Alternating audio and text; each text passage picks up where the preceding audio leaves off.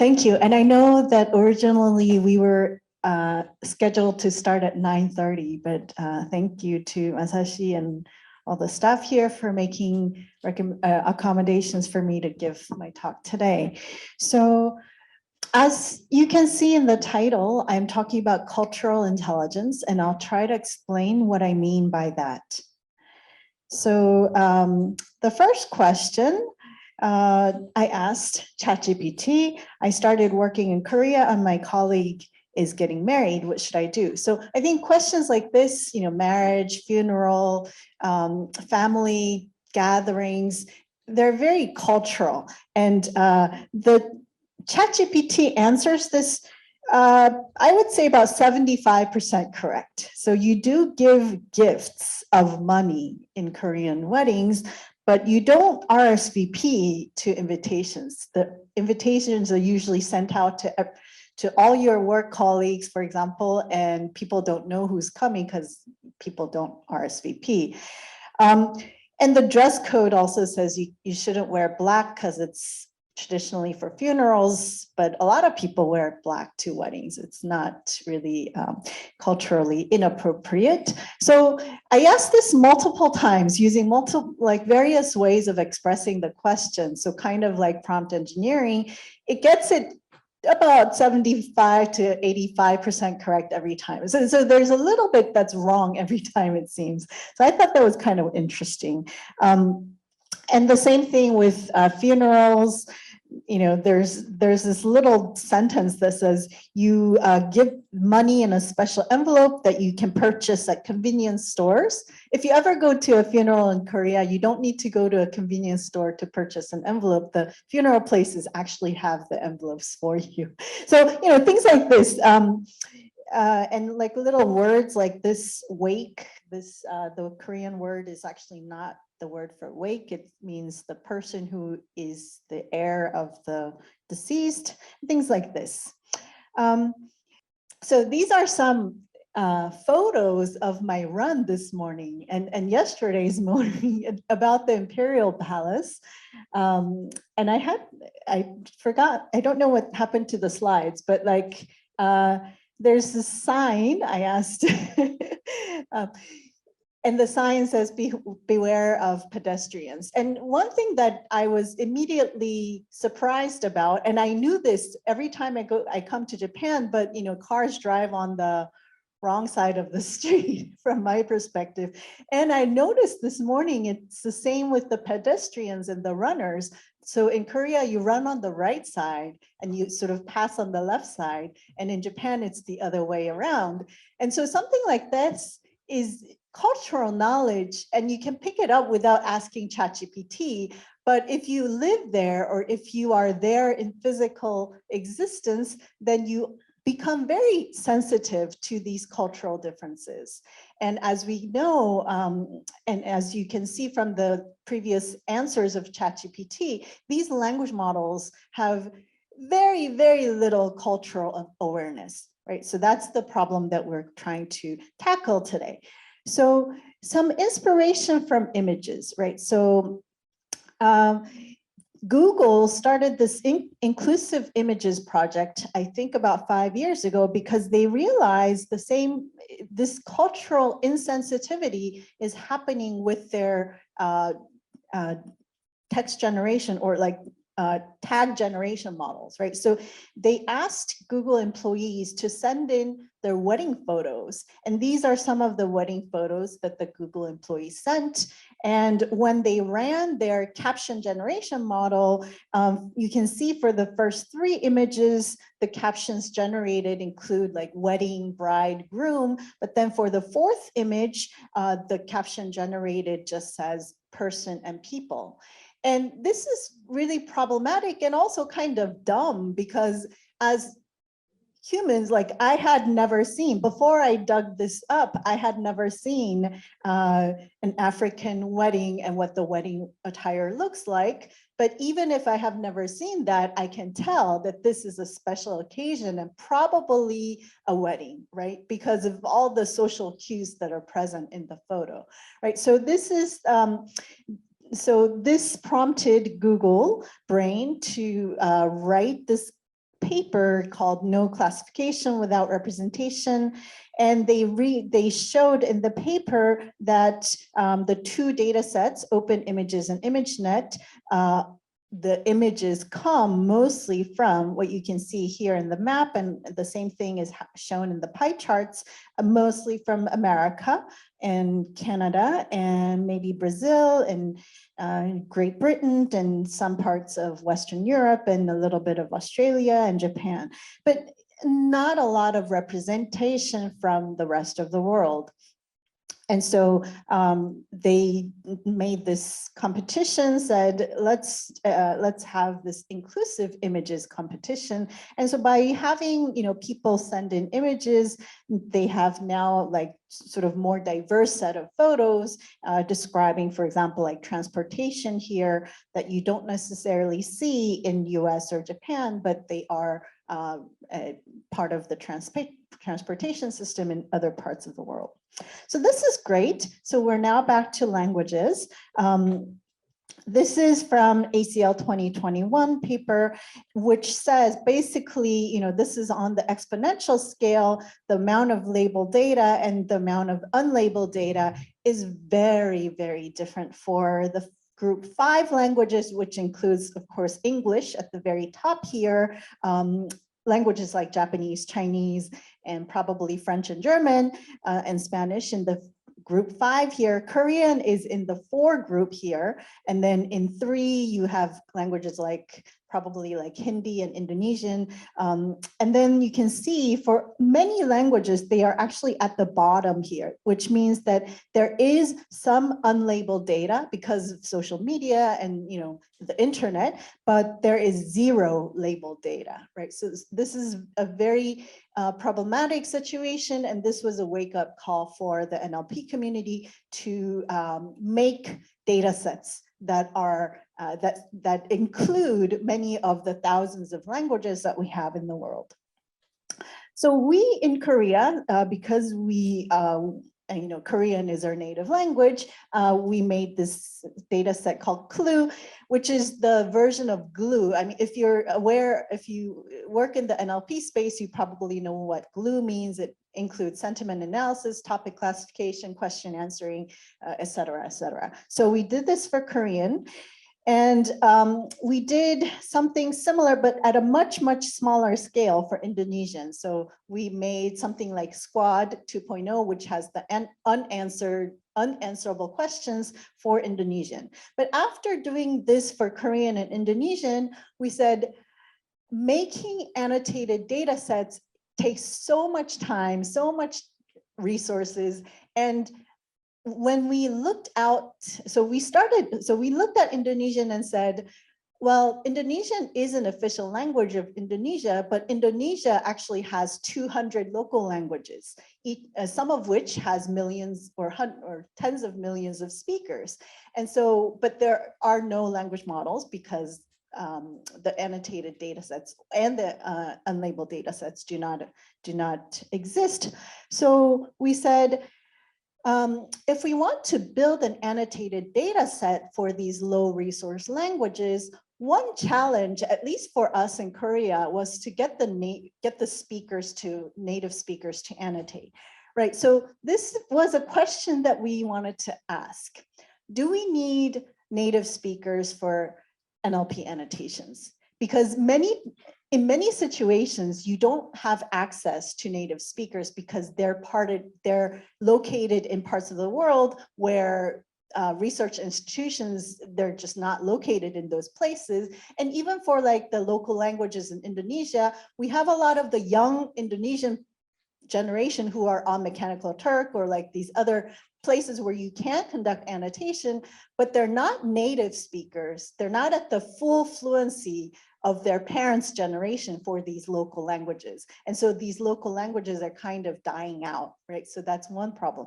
So can we have speakers at various proficiency levels annotate the NLP data sets?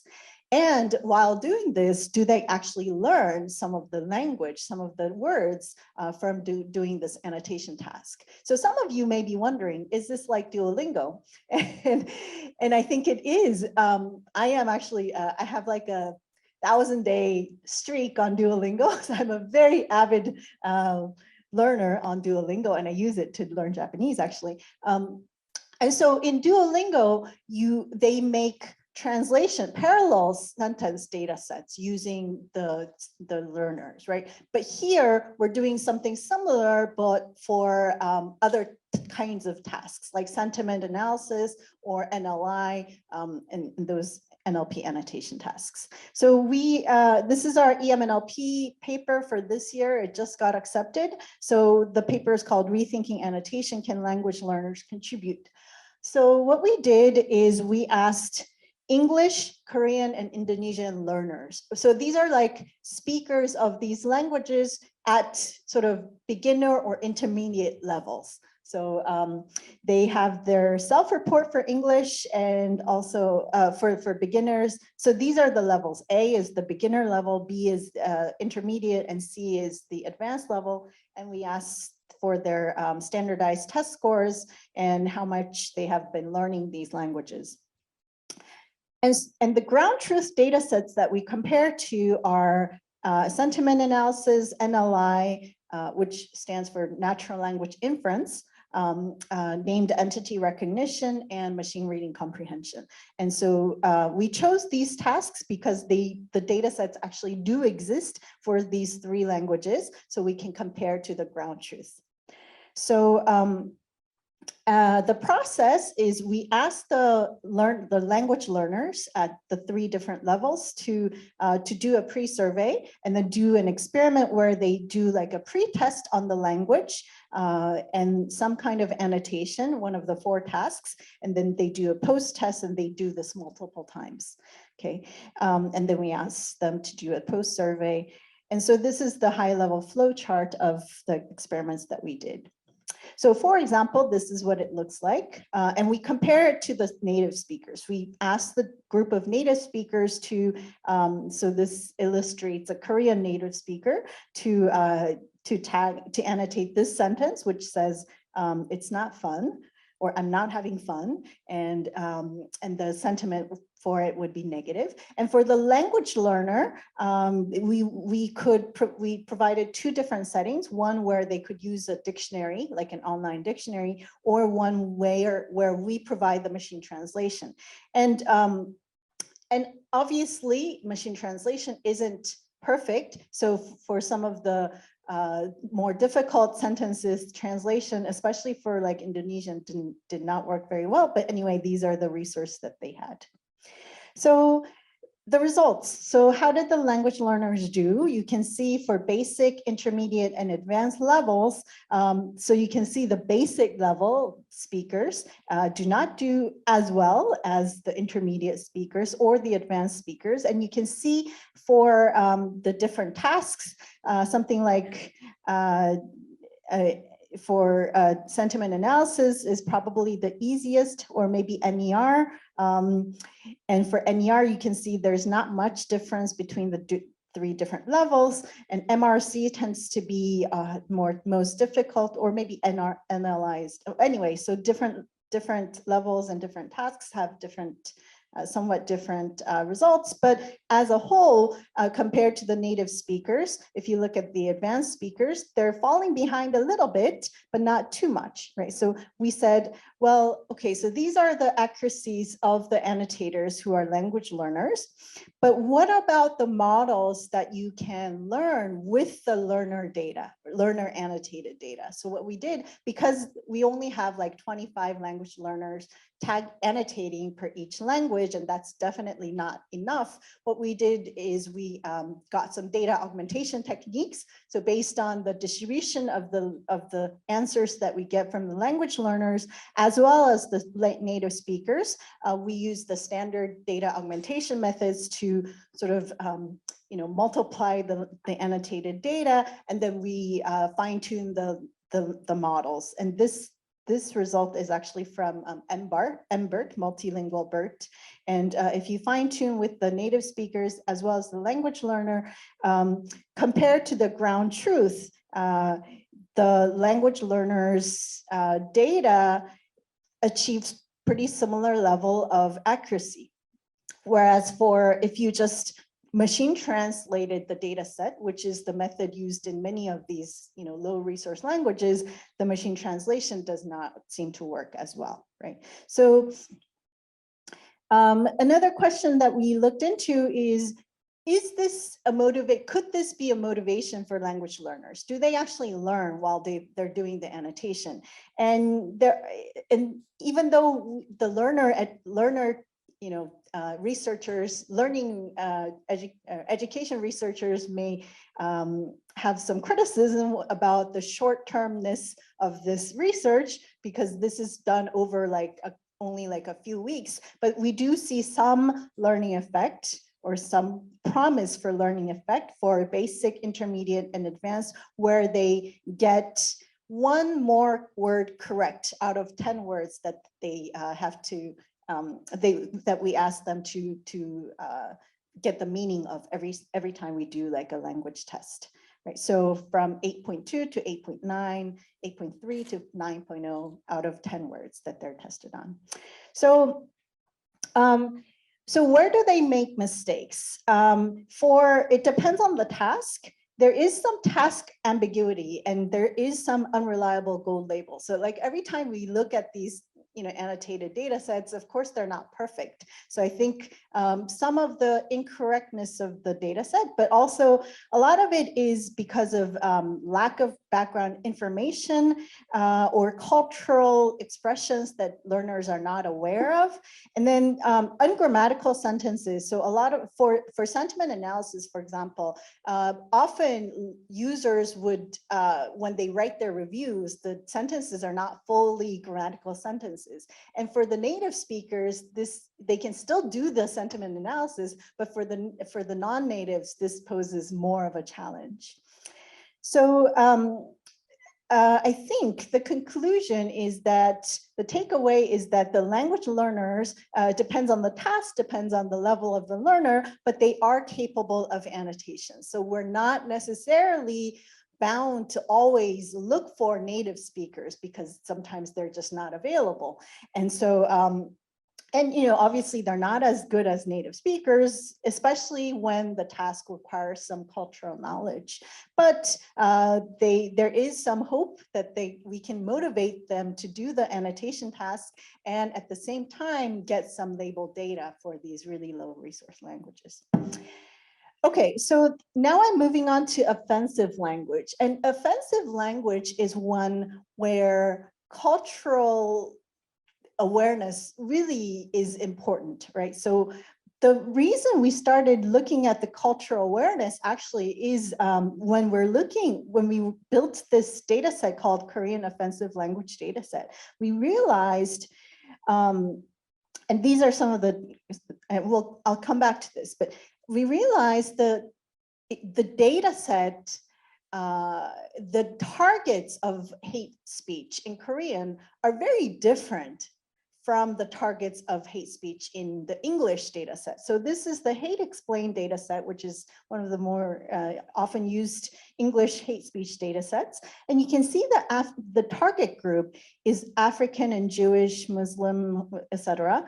And we don't see these groups in blue, African, Jewish, Arab, refugee, Caucasian, Hispanic, in the Korean data set.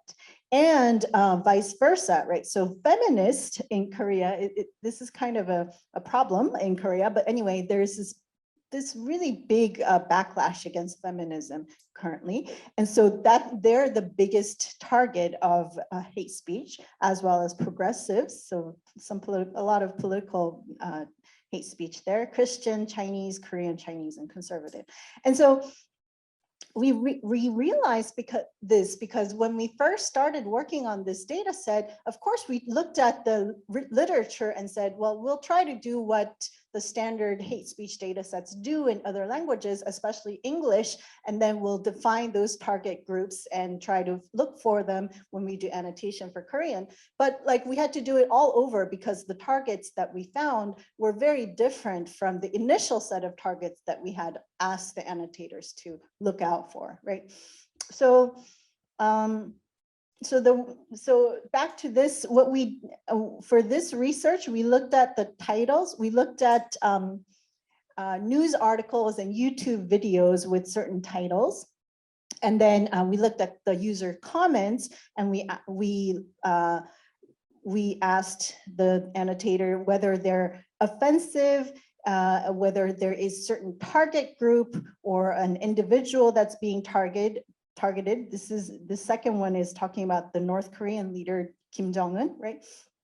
So, and if it is targeting a certain group, for example, here, this one is about transgender. So like this is targeting the gender and sexual orientation, LGBTQ. So all of this is, and the spans of the hate and also the target group are annotated in this data set.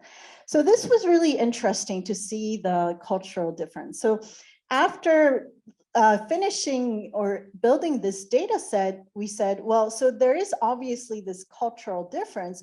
What happens if you translate the hate speech into another language and use their language's classifier? Are you going to be able to detect the hate speech? So the motivation is, if you have some machine translation system doing something for your users, and there is hate speech detection at either end, can you detect hate speech in translated language? Because otherwise you're going to be able to only filter out hate speech in certain languages and not others, right? So we worked on this, and it's a EACL workshop paper that we just presented in Croatia. And as you can see from the title, hate speech classifiers are culturally insensitive. So the way we did the research, so we took the hate speech data sets, so the one that we made for Korean, and then there's one called Arabic hate speech in Arabic, and SBIC, which is one of the other large hate speech data sets for English. And so we translated each data set to the other two languages. So for from English to Arabic, Korean to Arabic, and then we ran the Arabic classifier, trained on the Arabic data sets, of course. So we did that for Arabic to Korean, English to Korean, and ran the Korean classifier, and so on. And then so the classifier would predict in a binary way whether certain sentence is hate or non-hate. So and we did analysis of the results. So looking a little bit more at the data sets. So the Korean data set has 4,000 sentences, SBIC has 4,600, and AH is about half of that, so a little bit smaller.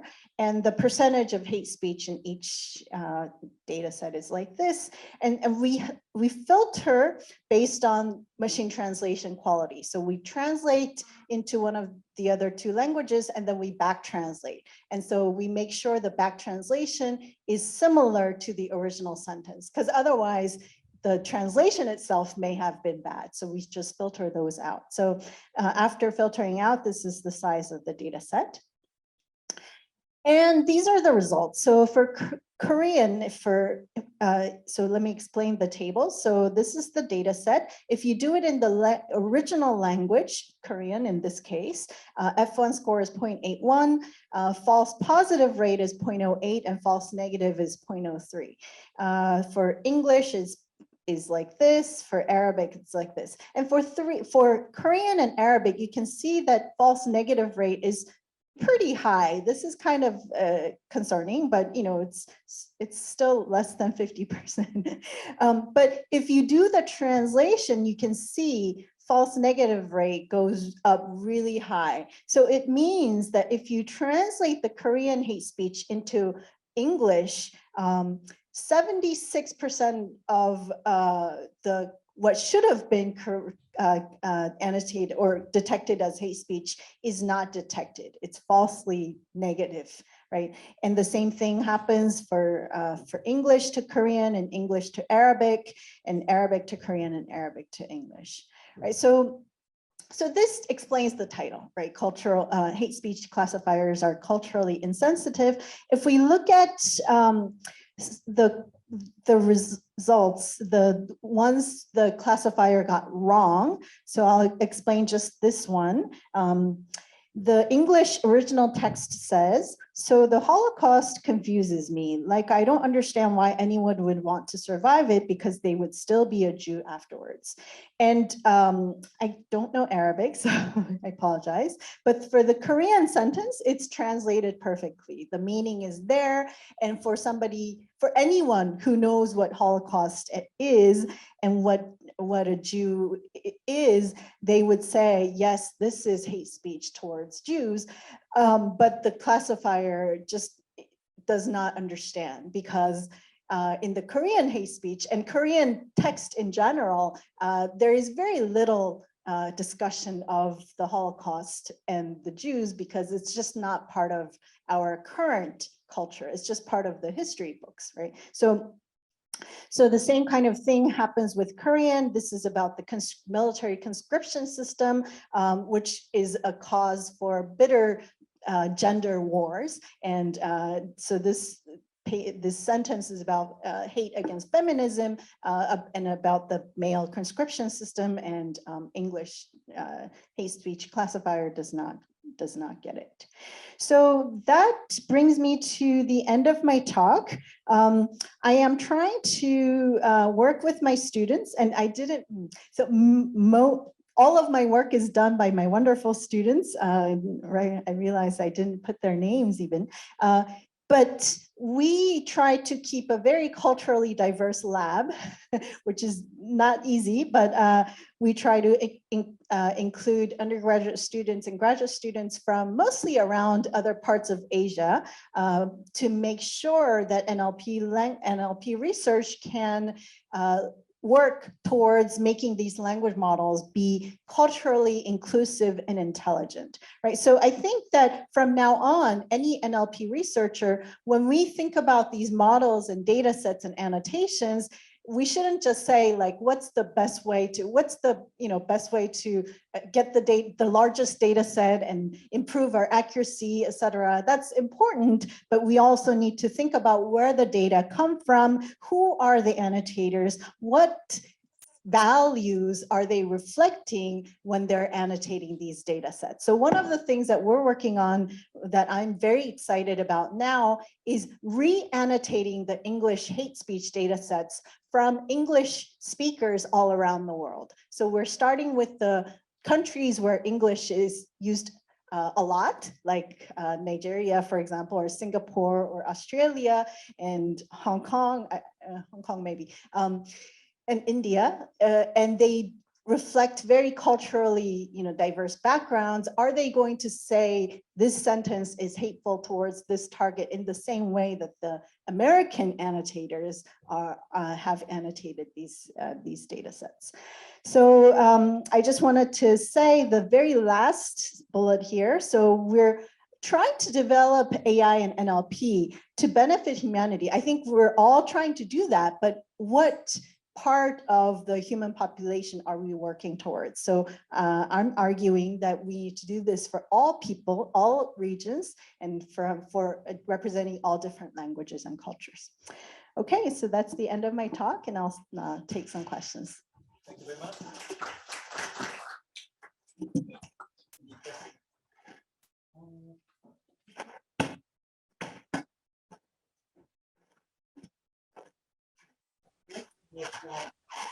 Or the language.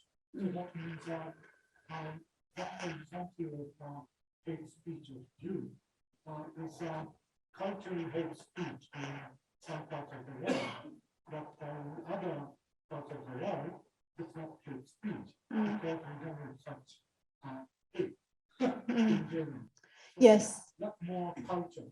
So your conclusion is let me use some class value to filter out hate speech from behavioral results instead. That class value has to be trained specifically for certain parts of the world. What's your conclusion? No. So is hate or difference in hate speech because of culture or language? I think there is no simple answer. It's probably a mix of both. And it's very difficult to tease apart. Is this cultural or is it because of linguistic difference? And so my conclusion actually is that there is no generic hate, right? So we can't say, I mean, for certain things, they're clear things like, I'm going to kill you. That is hate in any language, any culture, right? But other things are very subtle. But what I'm trying to say is humans, when we talk, we are aware of the other person's culture generally. If we don't know the other culture, the other person's cultural background, we are very conservative in what we say to make sure that we don't offend the other person. If you do know the cultural background of that person, then you can be a little bit more aggressive or more sort of, you can say more things, but you're still aware of the offense of that other person, right? So I'm not going to talk about like the Korean-Japan war thing with the Japanese colleagues, right? Because it's just not culturally appropriate to do that. So, but I may do that with maybe my Korean colleagues. I don't know. So I'm saying language models currently have this, try to do this in a generic way across the board, and that is not the right way to do it. Yeah.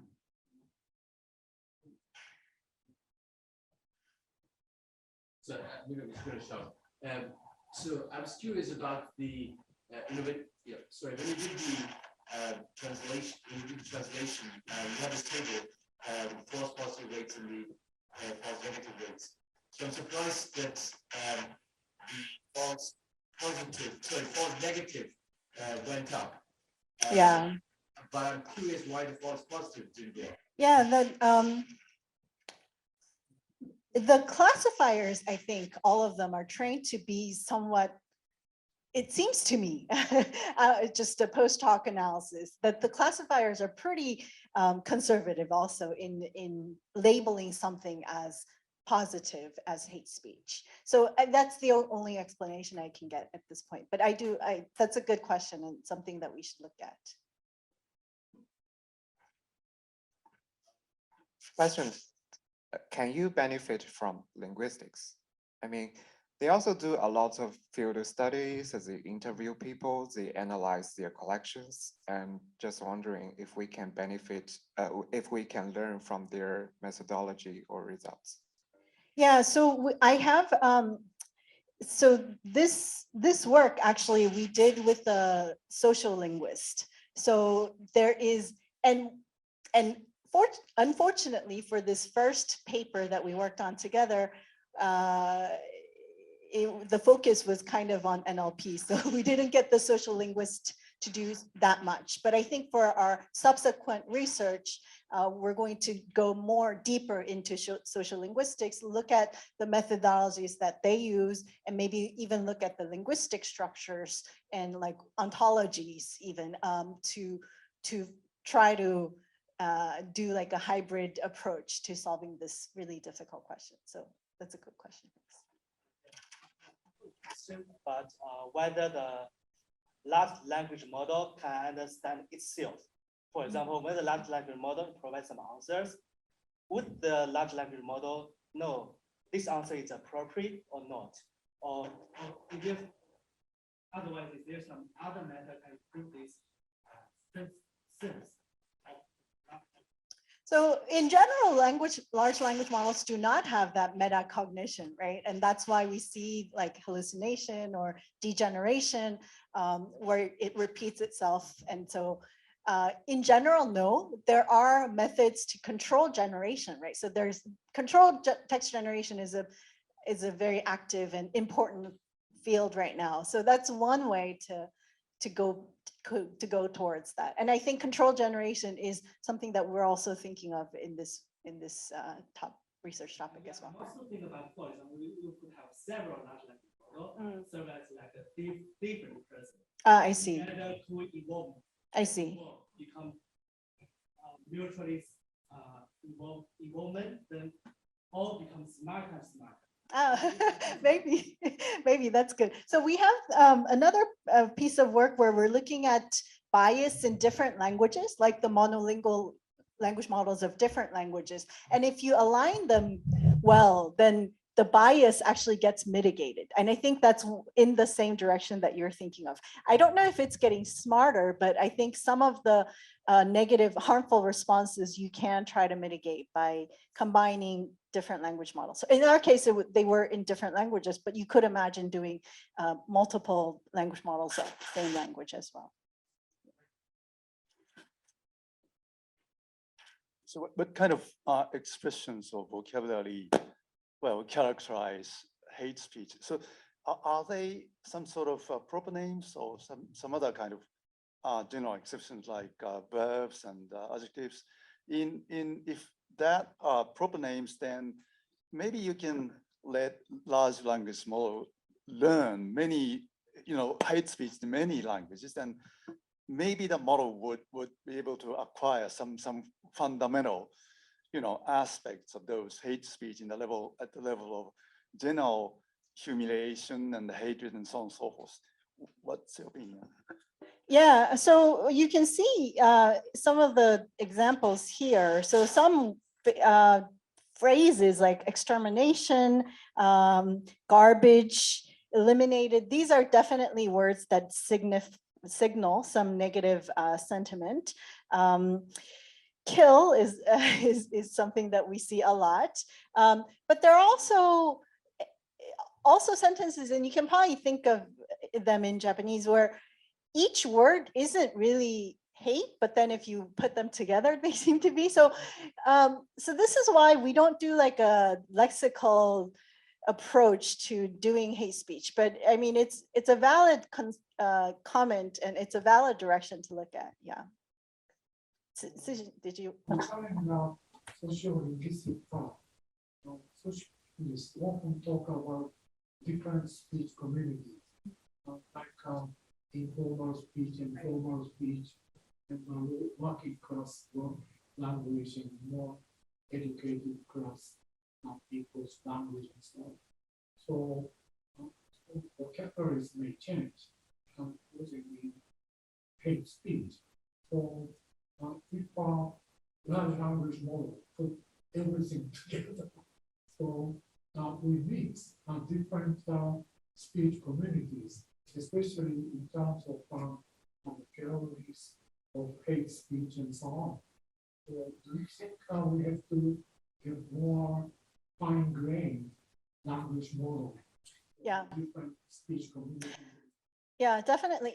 I'm not sure about fine-grained language model, but I think, so I do like this, GPT or whatever, these general purpose language models. I think they're definitely needed, but like on top of that, we may have fine-grained language models or a way of doing maybe like transfer learning or something to make sure that you also have more fine-grained language. It's, if you think about how we talk, right? So we have probably a general language model. And when we talk at an academic conference versus when we're at home talking to our family, we have sort of different language models that are working and generating different types of language.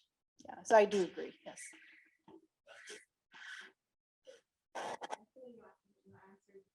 The question I was going to ask was, which is, have you tried like domain adaptation strategies? Will it work on detecting better hate speech from other cultures?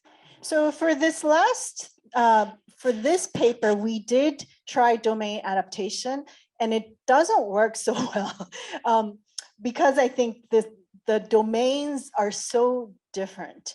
But we didn't try, so we tried English and Arabic and Korean, which are obviously very culturally different, or like they represent very different cultures. And Arabic itself is actually multicultural as well as English. So cultural adaptation, I think, is something that may be promising. We haven't figured out how to do it well, but I think it can be done maybe. Yes. Short question. Okay. So have you looked at the calibration of your models? Because sometimes if things don't work well, the calibration doesn't fit.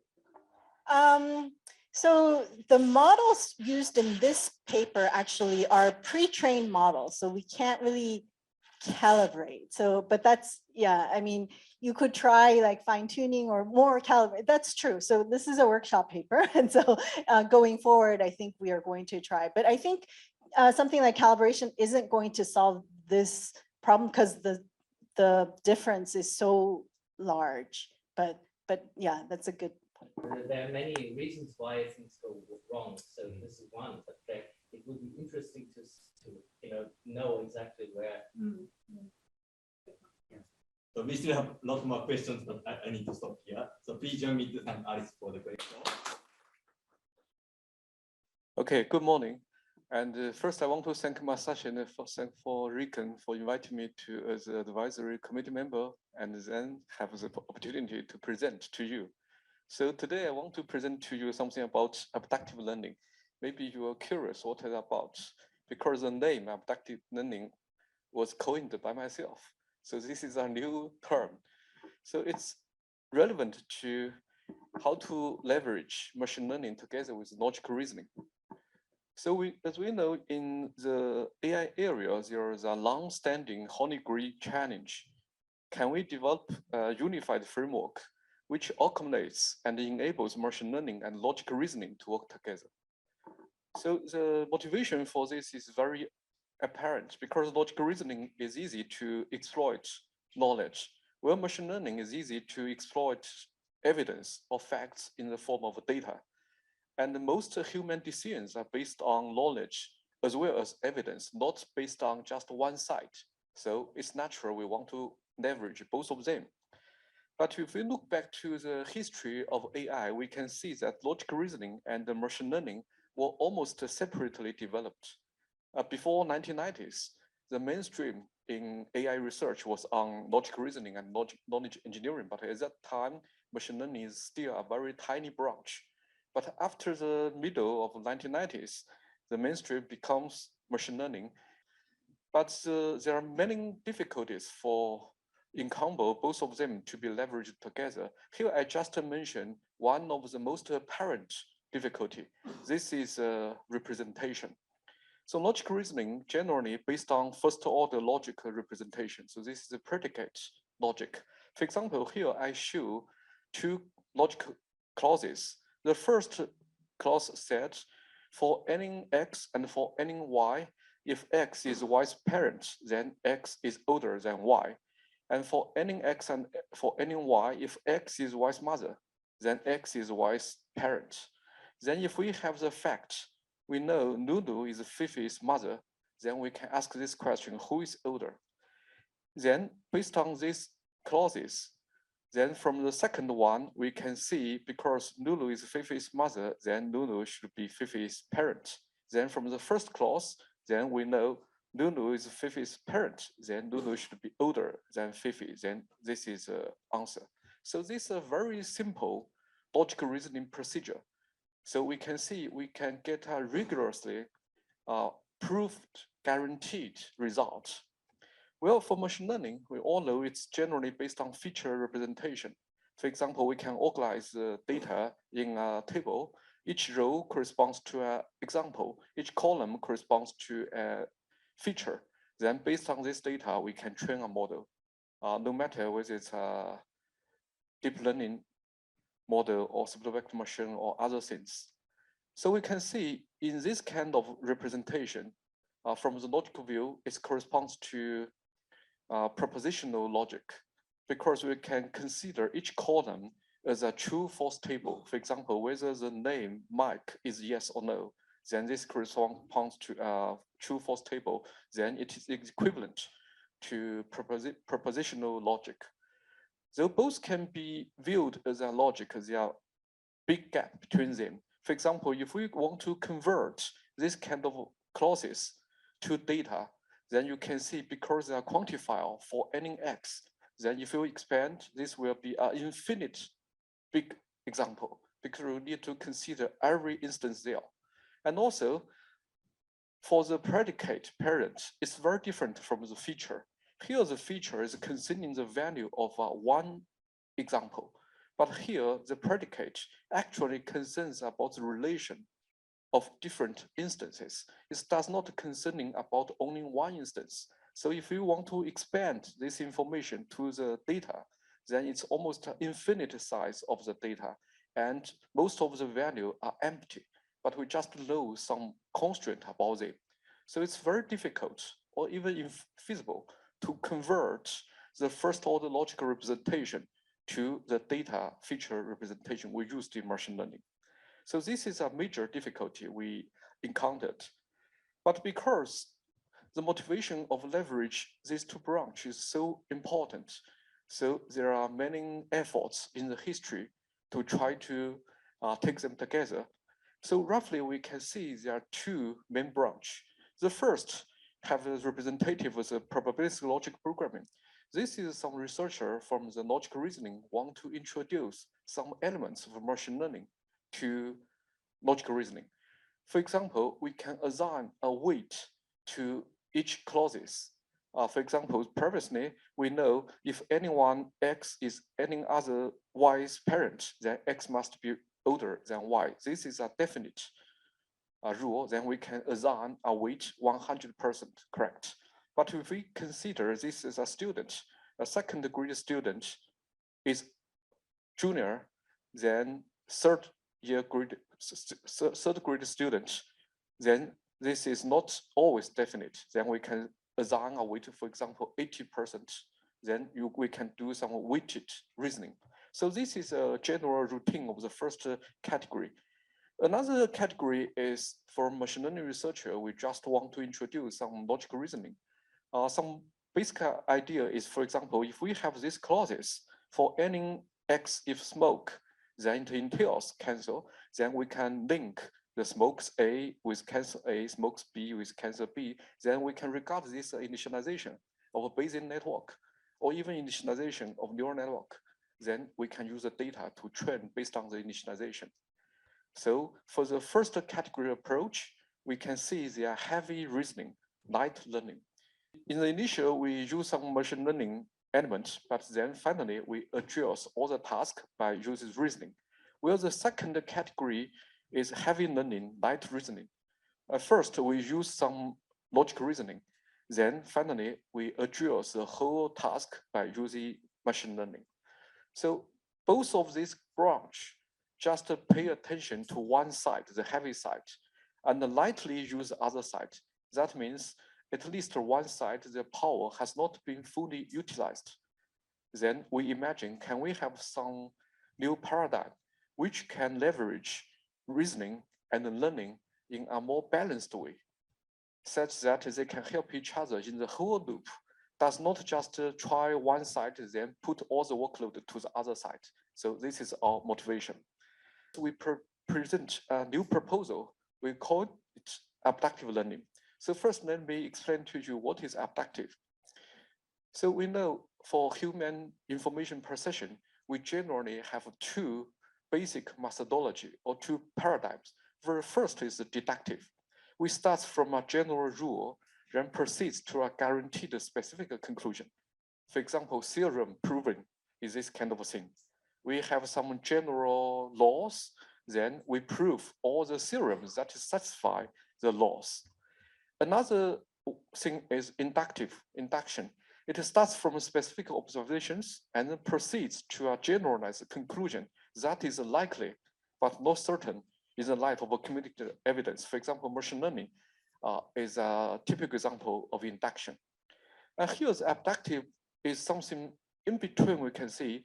From the definition, it starts from incomplete observations, then proceeds to the likeliest possible explanation for the set. So for this, our translation in Chinese words or in Hanji, as it can be understood by Japanese people, you can understand that we just inverse the deduction process and put it embedded in the induction process. So this is a basic meaning. So to have a better understanding, may I show you a story at first? This can be an easy understand story. Then with this background, it's easier to understand what is abductive learning. So this is about to decipher Mayan calendar. We know the Mayan is a highly developed civilization in Middle Africa. They have developed a very delicate calendar system. So here I show you 3 columns discovered by our archaeologists. So let's focus on the second column. Here, each phase corresponds to a number or a symbol. Now we know they record something and happened in the history in some day. Now we want to decipher what's the phase mean for these 3 figures.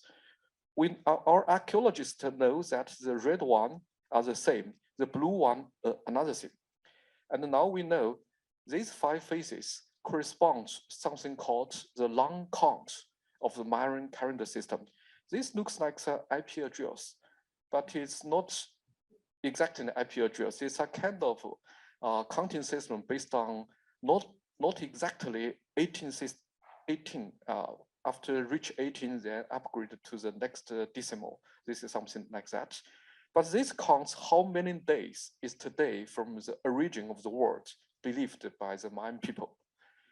Then this blue point corresponds to a Turing date. This is another calendar system.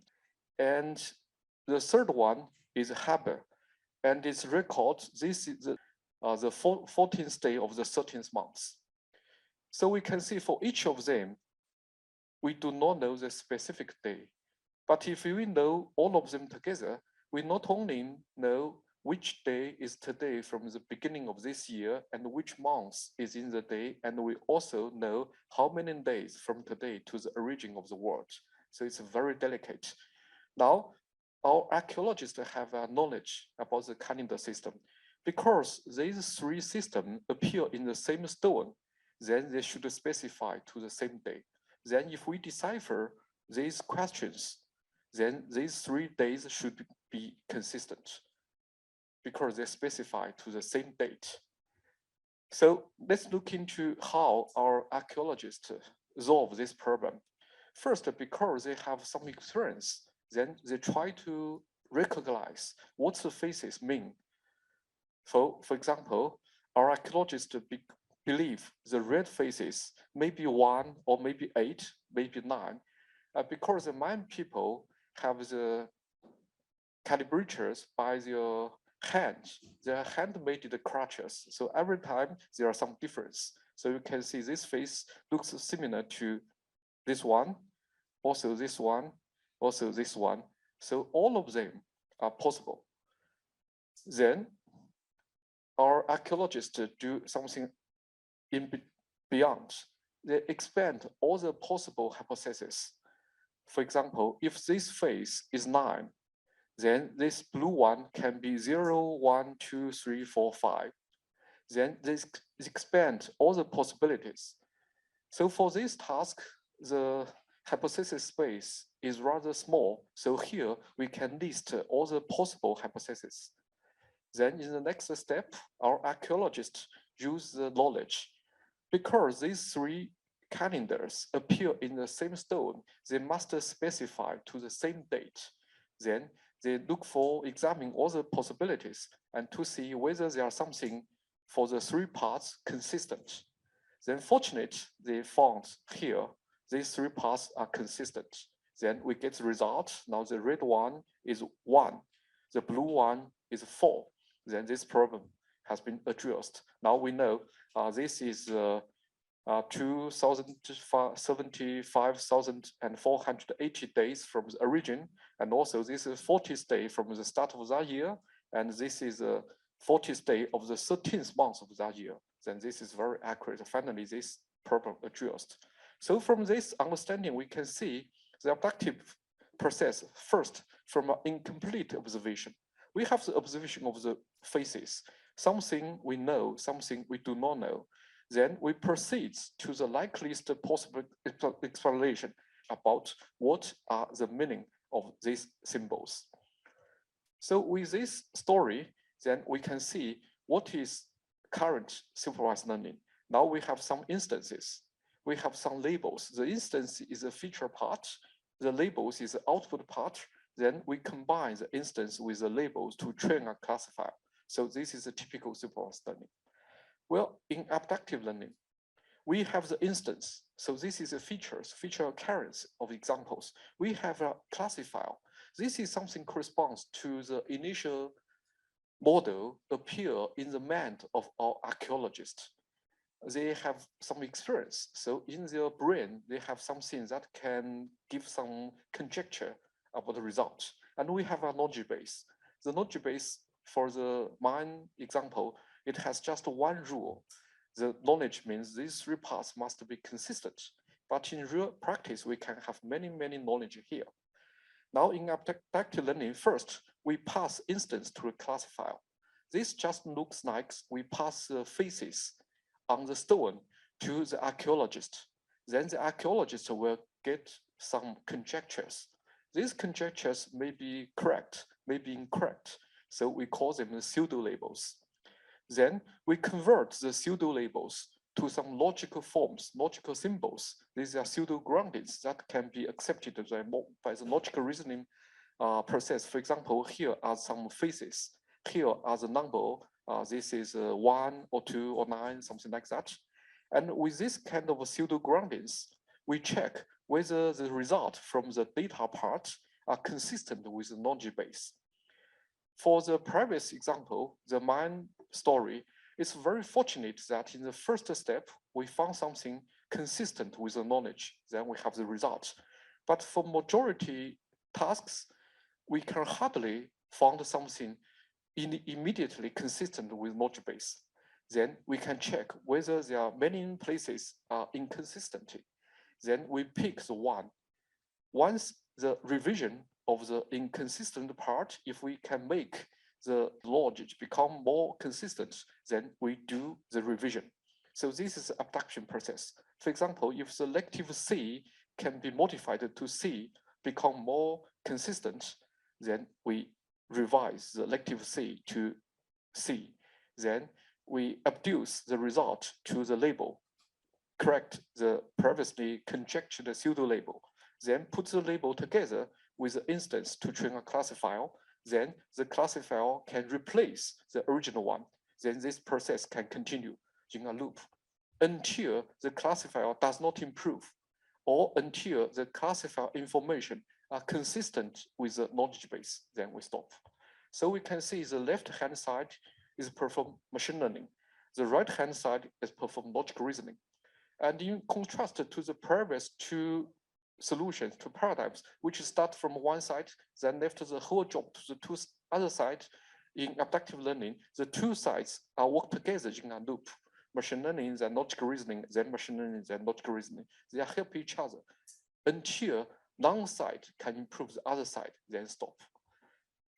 So here are some remarks. At first, in my previous presentation, I mentioned that in this learning procedure, we do not require label information, but actually we can use label information. The label data can help if it exists. For example, we can use the label data to generate more pseudo labels more correctly or train a better classifier. And in this sense, the abductive learning can be viewed as a special kind of weakly supervised learning, but the supervision is from the knowledge base, not from the labels. So if we have the knowledge, even when the original data does not have label, we still can have the learning process continue. And on the second side is about the classifier. You may query, where can we have the classifier? This is correspond to the brain model in the archaeologist when they recognize the mine stone faces. So this classifier can be very simple. For example, it can be preposition based on clustering or even nearest label classifier, because its purpose is to start the process. If the original data is very poor, we have a very poor classifier, then the pseudo labels can be very poor. But now if the knowledge base have very accurate and reliable knowledge, then the knowledge base can help to abduce more accurate labels. So in deep learning age, we can also use a pre-trained deep model or transfer learning model, or even just use abundant label data Excel. So the only role is to initialize the whole process. Then for the knowledge base, now in our initial form, we require that the knowledge base must be the first order logic represented one.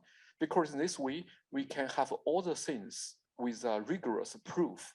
Then anything has a proof must be correct. But in real practice, the knowledge base may be less accurate and less reliable, and maybe it will contain some contradicting clauses. In this way, we can use the machine learning part to help refine the knowledge. For example, if the knowledge base is weak, but we have very rich data, then from this data, we can invent something, then to insert into the knowledge base, then refine the knowledge base. So in the overview, we can say if we just have very weak data, but we have rich knowledge, then we can use the knowledge to help the learning process. If we have weak knowledge, but we have rich data, then the data part can help the knowledge. If we have both of them, we can do better. Then if we have weak data and weak knowledge, then this is out of the scope of our paradigm. And for this kind of task, maybe even could not be addressed by AI technology, because you do not have data, you do not have knowledge, then we can do very few things. So how to convert the pseudo label to pseudo groundings, and how to identify the minimal inconsistency, how to do the supervised learning. They are flexible to be incorporate any kinds of designs. So here I show you an illustrative realization. We are handling this task. We are given this string as a positive example. We are given this string as a negative example. In the future, we are given a longer string. Then we want to predict whether these are positive or negative. For this task, the program required to recognize the symbols. And also it need to understand the unknown operation rules. Here in this example is XNOR, but we do not have example to show what is XNOR. Then the learning process, the paradigm need to decipher all of them. So here, this is the first data set we generated. For the training data, there are 5 images. So we can say 0 plus 0 equals 0. This is a positive example, but 1 plus 0 equals to 0. This is a negative example. Then based on this data, we train the model. Then what we test will be in this kind of string. The second task is even more challenging. Here, all the images are randomly generated. For human beings, we even could not perceive what's the meaning of these symbols. Then still, we use this as a training data. Then we make prediction on the very long sequence. So here, for this task, we design a very simple realization. Now for the machine learning part, because we need to recognize the images, we just use a convolutional neural network. This is with an open source code. And for the reasoning part, we use the Abductive logic program. So this also have an open source code. And the most challenging part is the second part, how to do the consistency optimization. Because now we have something continuous from the machine learning part. We have something discrete for the symbolic ones. For symbol ones, you can hardly calculate the gradient because you have A, B, C. You do not know how to calculate the gradient of A or negative B. Then this is a hybrid optimization. We could not use gradient. So here we use derivative-free optimization. This is a tool my group have developed for almost 6 or 7 years, and we provide open source code. Then we just pin in these 3 open source code, then have this realization for this task. So here is results. So this is for the simple task where the image, we can understand the meaning. So here the red curve are the abductive learning performance. The blue one and the purple one are based on deep neural networks. They are convolutional neural networks and also by LSTM. And we can see here the ABL performance is much better than the deep neural networks solutions. Here is the equation length. We can see when the testing sample with increasing length, the task becomes more challenging and the performance drop, but still the abductive one is better because it uses both data and knowledge. And for the second part, the result, the more challenging task, the result is similar. So we can see here, there's a dark line. This corresponds to human performance. For this task, the human performance is slightly better than 0.7. So for both cases, the adaptive learning performance is much better than human performance. When the equation length is short, the only deep neural network solution is also better than human performance. But when the equation length is longer, then human performance is beyond the deep learning. But by using data and knowledge together, the adaptive learning is still better. So this is a basic research part. Then I want to show you some results about application. We applied this technique to law enforcement application. This is about judicial sentencing. In China, the high courts generally need to examine the judgments of the regional courts by examining their judicial documents. Then previously, these are manual examination, and it's very time cost and very tedious. Now, we can use this technique inside this task. So this is the judicial documents. For the top part, we do not use that. This is a kind of title and case ID and the basic information. We mainly use the second part. This part is the main body. It's a facts of crime, investigation, and the trial results and applicable regulation. And then finally, the output is a sentencing result. For human judge, they read the judicial documents, then give the results of imprisonment months. But for computer programs, in the first step, we need to recognize the judicial elements, then apply the law regulations. So you can see the first task is a judicial elements recognition. The input is the judicial documents, is a natural language text. The output is the judicial elements, is a symbols. The second part is a reasoning process. Because we have the judicial elements, then we apply some laws, then we can say how many number about imprisonment. But both parts are not easy. For example, for the first part, because the labeled judicial elements are very few, the human judges just read the documents and give the final present. They do not carefully label what is the elements. Then so the document with label is very, very few. Even something with document with labels is still very rough. For example, here are some examples. In some day, some people crack the door into the victim's home and get some cigarettes and something else. Here, the burglary is a very important element, but this could not be recognized from the sentences, from the main body. That some subtle difference will make a very different result.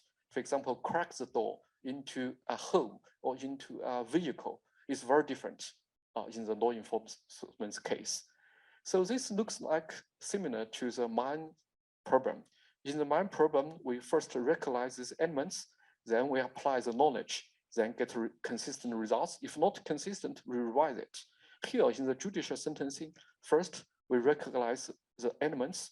Because this is not very accurate, then we get a result, maybe not very consistent. If inconsistent, we revise these things. Then finally, we can use adaptive learning to this task. So I'll skip many details here. This is an example, for example, from the judicial documents. At first, we recognize the no burglary, no pickpocket. Then with the knowledge base, we can do the reasoning.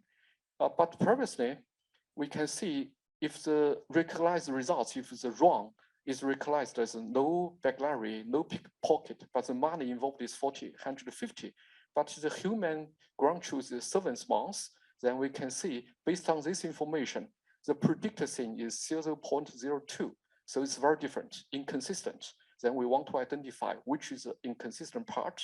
Then we look for the reasoning part. Here is one rule intrigued.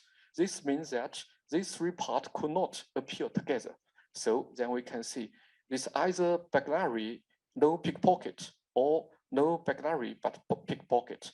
With each of them, we can have some estimate. So this estimate is more close to the ground truth than the consistency can be maximized by correct the original misrecognized no burglary to burglary. Then we can abduce the result to original labels, then continue to final results. So this result has been applied to some real cases, and we compare with this is BERT, and this is some supervised, semi-supervised learning approach. We can see here 10 means use only 10% data. 50 means use 50% data. And with abductive learning, the performance is much better in both elementary recognition and the final sentencing performance. And more interesting is we can have some sentencing rules learned by the procedure. And these rules is perceivable by the human judge. For example, we can see if a burglary with the base sentence have 6% more, if confession, then base sentence decrease 40%, then this can be verified by a human judge. And another interesting application is to apply this to the Chinese national table tennis team. So for you see in China, the table tennis is very strong, and there's a team from Zhejiang University led by Professor Wu Yincai. They developed a video analysis. Then we encode the coach's knowledge to guide the athletic tactic change. Then the result is helpful for the athletes. So this is just some recent progress of this year. Now we have some knowledge base, but we can have some data. If the data is continual coming and there's something new which have not appeared in the knowledge, then we use machine learning process can identify what is new. This is some emerging new class. Then we create some new knowledge, and the new knowledge can be inserted into the knowledge base.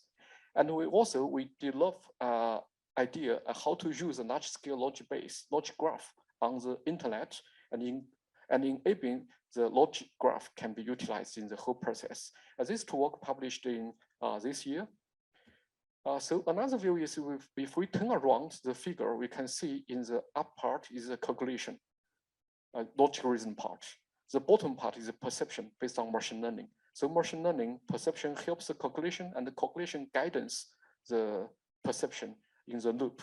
So this is a more interesting view of the abductive learning process. So this is just initialize of this line of research. So if you have interest, here details are in these papers. Well, thank you, that's all.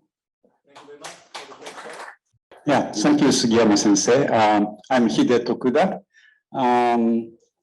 Unlike the previous speakers, I'm not unfortunately AI researchers, but I would like to provide you a quick overview of NICT and also Universal Communication Research Institute, which is center of our AI research. This is a quick overview of myself. I grew up in Tokyo, and then I did Master of Engineering in Keio. That's a private university in Japan. Then I went to Canada, which is at that time very active in distributed computing network research. I joined the Computer Communications Network Group, which is a research institute of packet switching network at that time. And I finished my PhD, and then I went to Carnegie Mellon in 1983. Professor Jeff Hinton was there. He was working on Boltzmann's machine. We were working on real-time microkernel.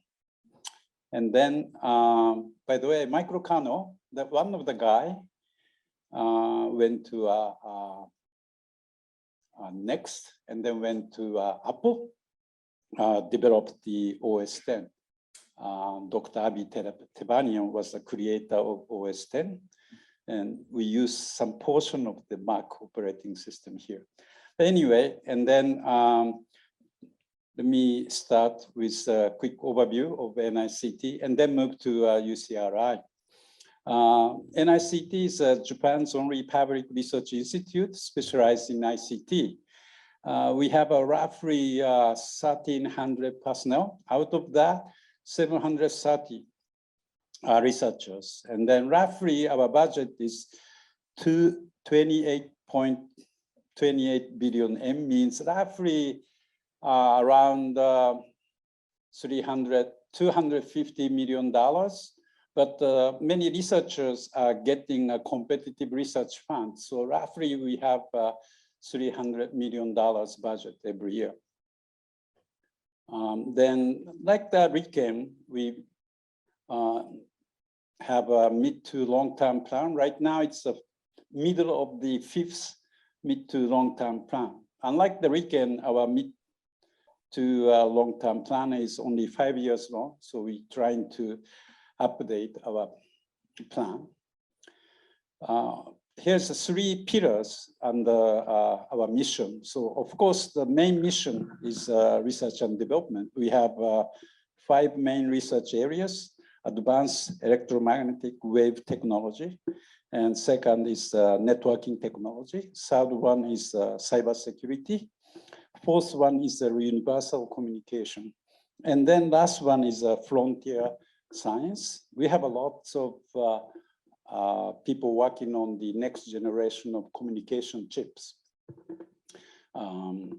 In addition to these main research activities, we offer public services like Japan. We maintain Japan Standard Time, and then we distribute Standard Time all over Japan. And also we providing a space weather forecast every day.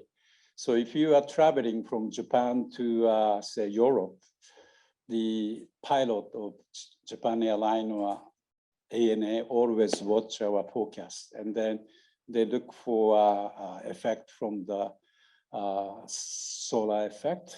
So the if activity of sun is very high, so then people trying to reroute the airplane so that you don't expose to the X-ray so much. And then last one is like cybersecurity training. We train over 3,000 civil servants every year for the cyber range or introductory cybersecurity training program. By the way, we moved to the next to your building. So it's called Tokyo Nihonbashi Tower building. Surprisingly, the same level, 15th floor. And then you can watch our research space in Tokyo Innovation Center. Our headquarters is located to Koganei, by the way. Oops. In addition to these 2, the last role is the funding agency. We support beyond the 5G research and development fund. And then we have like a US, Japan, EU, Japan, ASEAN, IBO program, or Taiwan, Japan research and development project. Yeah, okay. I brought a bit old picture of NICT. The Meiji government actually started the Ministry of Post and Telecommunication, and then our predecessor of NICT was the actually part of the electrical testing laboratory, and then it was specialized in testing the wireless communication. Okay, back in 1896, they created this ETL. Actually, ETL is the origin of ICT, origin of NICT, origin of NHK, origin of NTT Lab, and origin of KDDI. So 5 research labs are back to this ETL in 1915. By the way, there were 3 nice researchers, Dr. Toringata, Yokoyama, and then Kitamura. They were the creator of the first wireless telephone in Japan back in 1912. So the picture I brought was this one. Yeah. And unfortunately, we closed this branch in Hiraiso branch in Ibaraki Prefecture back in 2016. Right now, the NICT is located all over Japan. Up north, we have resilient ICT Research Center in middle of Tohoku University campus. And then our headquarters is around Tokyo. And then we have one center in Yokosuka, specialized in wireless communication. And then Universal Communication Research Institute is located in Kyoto. We have something called the Center for Information and Neural Network in Osaka University campus. And we collaborate with many universities as well. And then in addition to these domestic facilities, we have one branch in Washington, DC, and then one office in Sunnyvale. There is a company called Plug and Play Tech, and then we have one office there. And then we have a European center in Paris, Asian center in Bangkok. We have over 76 institutes with MOUs, and then we're trying to expand some of the collaborative research effort. So I just quickly give you outline of mid to long-term plan, but not in detail, but I trying to save more time for the UCRI, Universal Communication effort. As you know, the Japan trying to create Society 5.0, but we always trying to say safe and secure Society 5.0. So through the systems that achieve advanced fusion of the physical and cyberspaces, we can solve both economic and social issues. So hopefully Society 5.0 is a human-centered, sustainable, and inclusive society. Here's one picture of prediction of elderly population in Japan. As you can imagine, we will be always #1 in the world. Maybe by year 2030, our elderly population will be over 30%. So this is one of the key factors how we can prepare such kind of situation. For instance, we have to reduce the cost for taking care of elderly person. And also another aspect is a lack of labor force. Can we use a robot or a cybernetic avatar to complement the heavy duty tasks?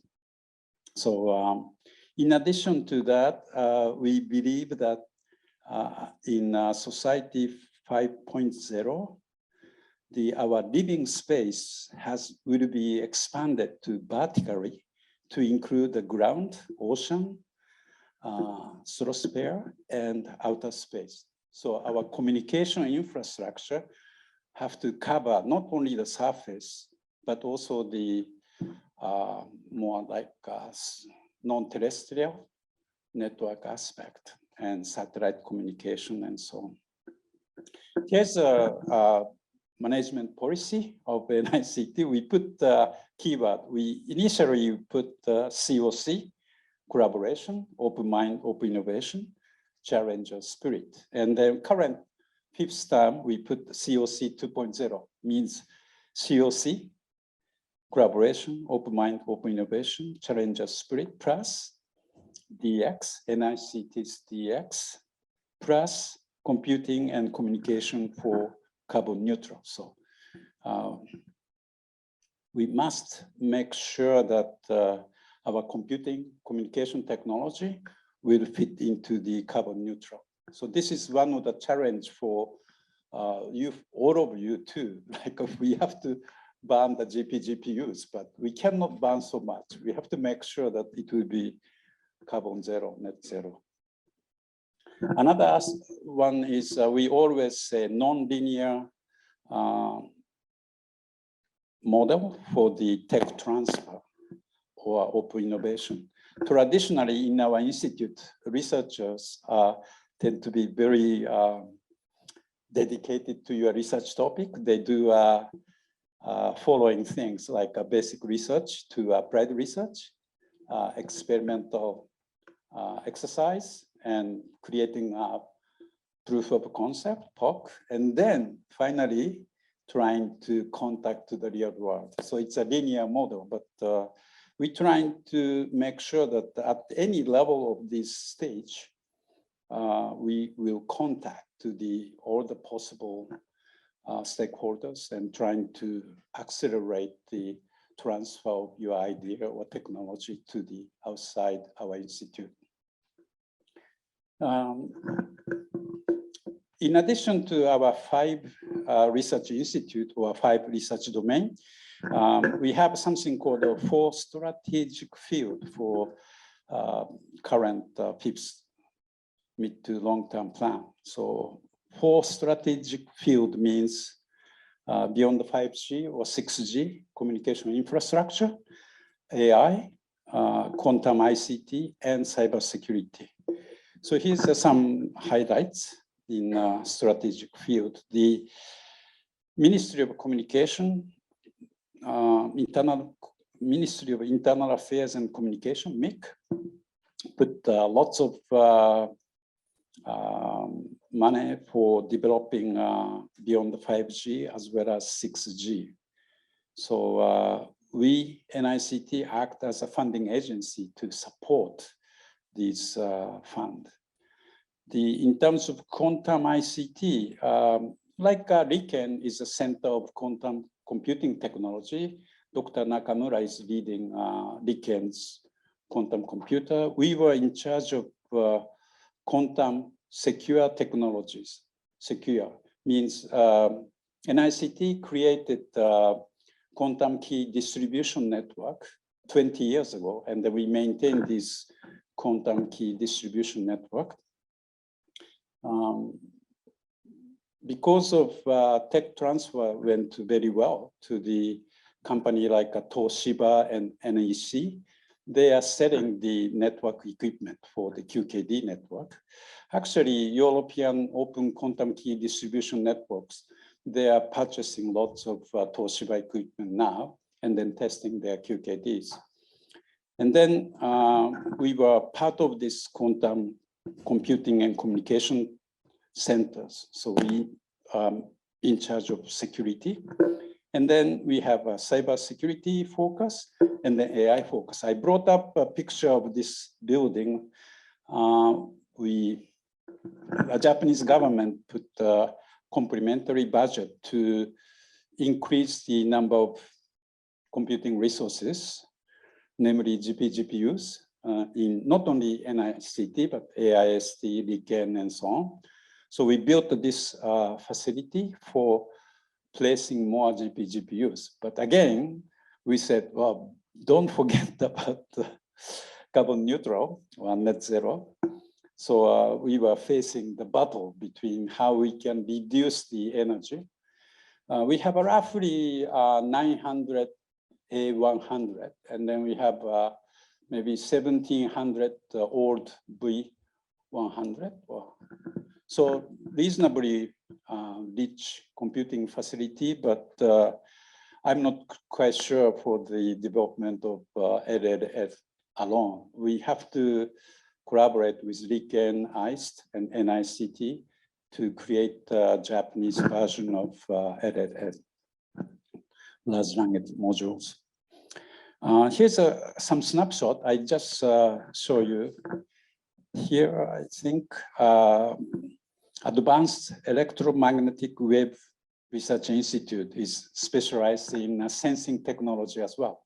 So this is one example of multi-phase radar created by NICT, Toshiba, and many other universities together. They scan the entire space, and then they get the data, and then they send it to RIKEN, actually. So they use the Fugaku to predict the how the heavy rain cloud develop in next 10 minutes or next 15 minutes. So they used to be, they took 5 minutes to scan the sky. But because of this special multi-parameter phased array sensors, you can only need 30 seconds to get the entire data. And the RIKEN people complain about the lack of communication capacity between NICT sensor node and then RIKEN center. But anyway, so we were very successful. Because of Tokyo Olympic and Paralympic, the government asked, can we estimate how much we can get the rain here or there? So we put the one in Saitama University campus, and we cover the entire Kanto area. And then RIKEN NICT was testing this data. Before Fugaku, we can only predict one future. But now, because of Fugaku, they can estimate 10 different scenarios. And then you have to judge which one you can take. But anyway, and then the other one is, as I said, space weather forecast. This one of our researchers using deep learning for predicting the sun flare effect. And then they call the deep flare net. They are in use right now. And then we have networking technology, cybersecurity, universal communication, and so on. So I will skip the detail, but because we have another size. Here's one picture of our activities. NICT is monitoring entire unused IP address over Japan and some area in Asia.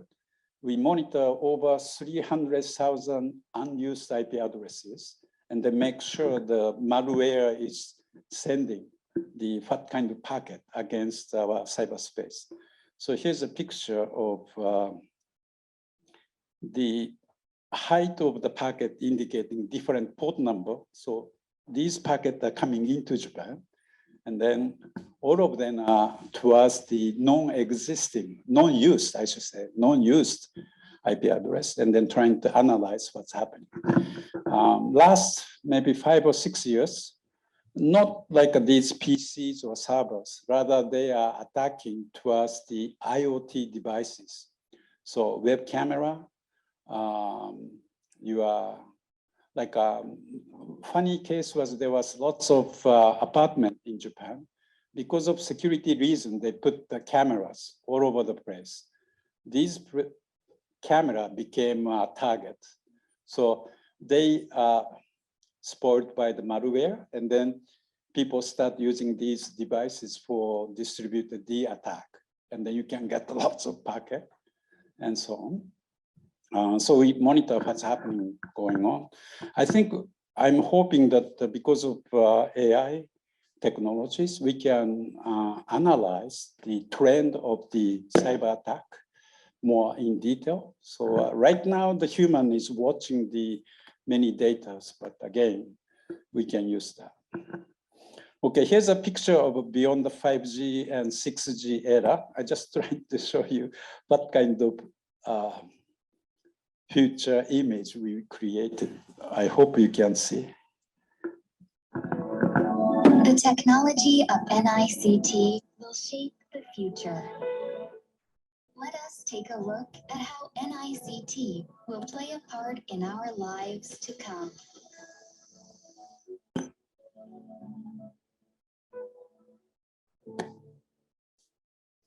じゃあ、そろそろ演奏会始めますか。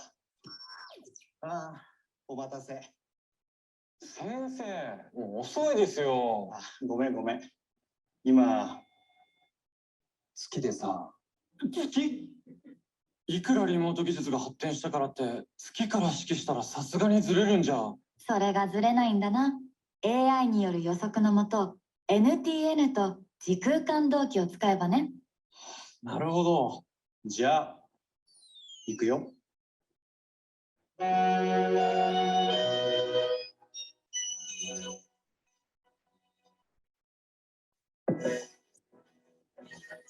まず NTN は地上から宇宙までを3次元的につなぐ通信ネットワーク。そして時空間同期はサイバー空間とフィジカル空間の時刻と位置を同期させて協調動作を可能にする。これらがあれば場所を気にせず情報を共有し、アバターを通じた新しいコミュニケーションも可能になるんだ。また、テラヘルツ波の活用を推進し、超高速の次世代通信ネットワークを構築しているよ。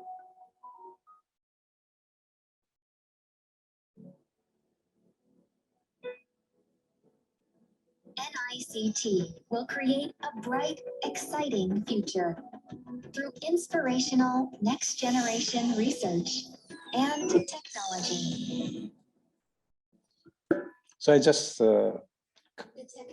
brought only beyond the 5G portion of the movie, but again, that is the image. 2 days ago, we have a space-time synchronization symposium over there, the other side of the street. But again, like a company like a Meta, they have a huge data center, and then they are quite keen about synchronizing the time in a precise fashion. And usually they use the cables, okay, optical cables to synchronize, like using a precise time protocol. But now NICT has something called the YY, wireless protocol for precise space-time synchronization technologies. So 2 days ago, they have a symposium there. This is a quick picture of logical picture of the beyond the 5G, 6G era. So usually when we talk about 3G, 4G, 5G, people imagine that the communication happen on the surface. But again, as I said, by having a non-terrestrial networking technologies, let's say if we happen in a huge disaster in Hokkaido Island, then you can fly the autonomous vehicle in the air, and then you can put the base station there, and then you can cover the area which need the communication facilities. So around the size of Japan, if you put maybe 30 some base station in the sky, you can cover entire island. So that would be the first time in our history that the area coverage becomes 100%. And then same time, we use the LEO or ZHOU satellite to do efficient communication. Usually they use the radio wave to communicate among the satellite. But now we have a new optical communication technologies, so they can put a very nice back end. Lots of data have to be coming down to the ground, and then using a fiber cable to penetrate and so on. So these are some technologies, but I will skip the slide. Now, the Universal Communication Research Institute. So their mission is overcoming the barriers of language, knowledge, and data utilization. The other one is maybe my message. So now we need some shift from creating AI to nurturing AI along with the humans. So nurturing is one of the challenging aspects. Here's a picture of UCRI. There are 3 major groups. One is specialized in multilingual communication technology. Second is data-driven intelligent communication technology. Third group is specialized in smart data analysis technology, what we call the big data team. So there are a bunch of systems they created. So unlike this group, our team is more mission-oriented, trying to create some application based on their technology. So it's a little bit maybe push coming from the MIC, say, hey, you guys, you have to contribute to our society. What kind of social issues you can solve? So the first one was actually multilingual speech translation project started back in 1986. So that's at the ATR, actually, they started. And then there was some, at that time, it was rule-based. Professor Nagao was a key person to push this multilingual translation in Japan. And then they moved to statistical model-based translation. That was around 2015. And then because of deep learning, they switched to neural translation-based technologies. So then because of smartphone, we put, you can find Voicera on iPhone App Store or Android App Stores. So I can give you one example. Where is the nearest station? 最寄りの駅はどこですか? So they translated my input to Japanese. But if I'm not familiar with Japanese, I'm not quite sure this is right or not. They translate back into the English again, so you can check. So let me try. Then no one knows this is correct or not. 最寄りの駅はどこですか? Di manakah stasiun terdekat? Which language can you guess? That's Indonesian.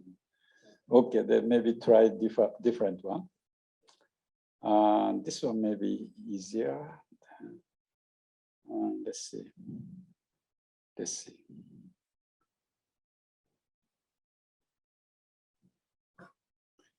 Wo ist die nächste Station? That's okay, station. Where's the nearest station? But anyway, so I hope you can use it for your shopping or sightseeing in Japan. It's help you a lot. These teams actually using neural model to improve the qualities, but our goal or challenges, I should say, is creating a simultaneous interpretation quality. Instead of sentence by sentence translations, we really would like to have like a human-like interpretation skills in our systems. So one of the problem with this translation technology is domain issues. Like if I say study in our university, it means 勉強する. 勉強する means study. But if I'm submitting application of new drug to the ministry, and then they say, no, I'm testing the drug. So testing the drug and then to studies, there are many meanings. So then we created something called the translation bank in Japan. MIC and the NICT trying to provide easy access to our translation engine. In return, they can provide their official translation of drug application form in English, Japanese, together, like over 1 million sentences, or automobile industry giving us their translation pairs for traffic regulation in different countries. So then we can actually create different corpus, domain-specific corpus. Okay, so here's a snapshot of Boisra right now. I think 7.6 or 7.7 million download, and then we're trying to improve the quality. But last year, because of Russian invasion to Ukraine, we put Ukrainian languages in maybe 3 months or something, and then released on August 2nd. Because of your public research institute, we offer these engines to the commercial companies. So they are specialized in tourist services, or they are specialized in patent office, or they are working on the taxi cab, or many application-specific services are created. So here's a quick view of what's happening in Boisra. So you have first module is the speech recognition modules, and then they translate into the text, and then you have a machine translation module, and then put into the text to the speech module. So then, of course, you can actually have an API interface. So company like PokeTalk in Japan, they are selling the small device for as a translator. Over 100, maybe 20 languages they support, but they can switch the translation engines from Google to NICT, or NICT to German translator, or whatever. So then we offer the API interface as well. Okay. Again, I'm not a specialist of the model, but they're trying to make sure that not creating N by N models, creating a single models. But unlike the large language model, we were specialized in only travel, medical, disaster prevention, and daily life. Again, challenge is how much you can go into the multiple domains. But our institute is more, our researcher is more focusing on the domain by domain because of there's a different needs in the different business domains. This is a picture of translation bank, as I said before. For instance, there's a company called AstraZeneca. They trying to get the permission from the Ministry of Health quite often. Usually it took 4 weeks by human, but now by using our translation engine for application documents, they can reduce to half, only 2 weeks. So that means, 2 weeks you can get earlier. I mean, new drug can be approved. So that would be nice. And also, there was a talk on cultural issues. I really like that talk, but anyway, Japanese Vietnamese Tea Ceremony Culture Exchange Association, they are pretty much like our translation engine. So they really would like to put lots of corpus for the tea ceremony. It's a cultural things. Usually we don't use so much, but we have to improve our corpus. Okay, GCP is General Communication Plan, Global Communication Plan, sorry, 2025. So trying to make it to simultaneous translation from serial translation. So one of the challenges, human is very capable to not waiting until the end of sentence. They find a reasonable chunk and then they're trying to translate. But finding out the chunks is a tough challenge. And then teams here, for instance, the sentence here, あと社長が来るからには、至急やってもらえといけないかな. This is one sentence. It says also, if the president comes, I think he would have to pitch the first ball. And then this one is actually, there are 3 chunks the human interpreter can actually find out. So they're trying to do the same things with their translation engines. So let me show you some prototype here.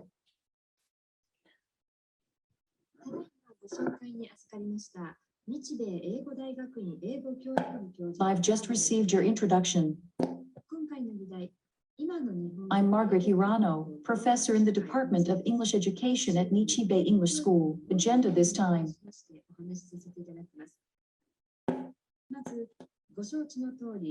I would like to talk about current English education in Japan and the global society. I would like.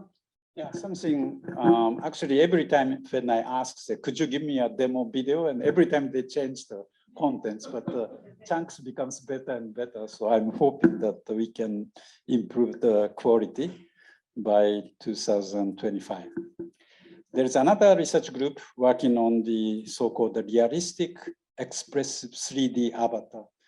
Again, this one is creating a digital twin technology for real-time communication. Because of COVID-19, almost everyone in Japan start using remote communication tools, but it really has some issues. So these guys trying to create a single camera to capture your 3-dimensional image like that with a single camera, and then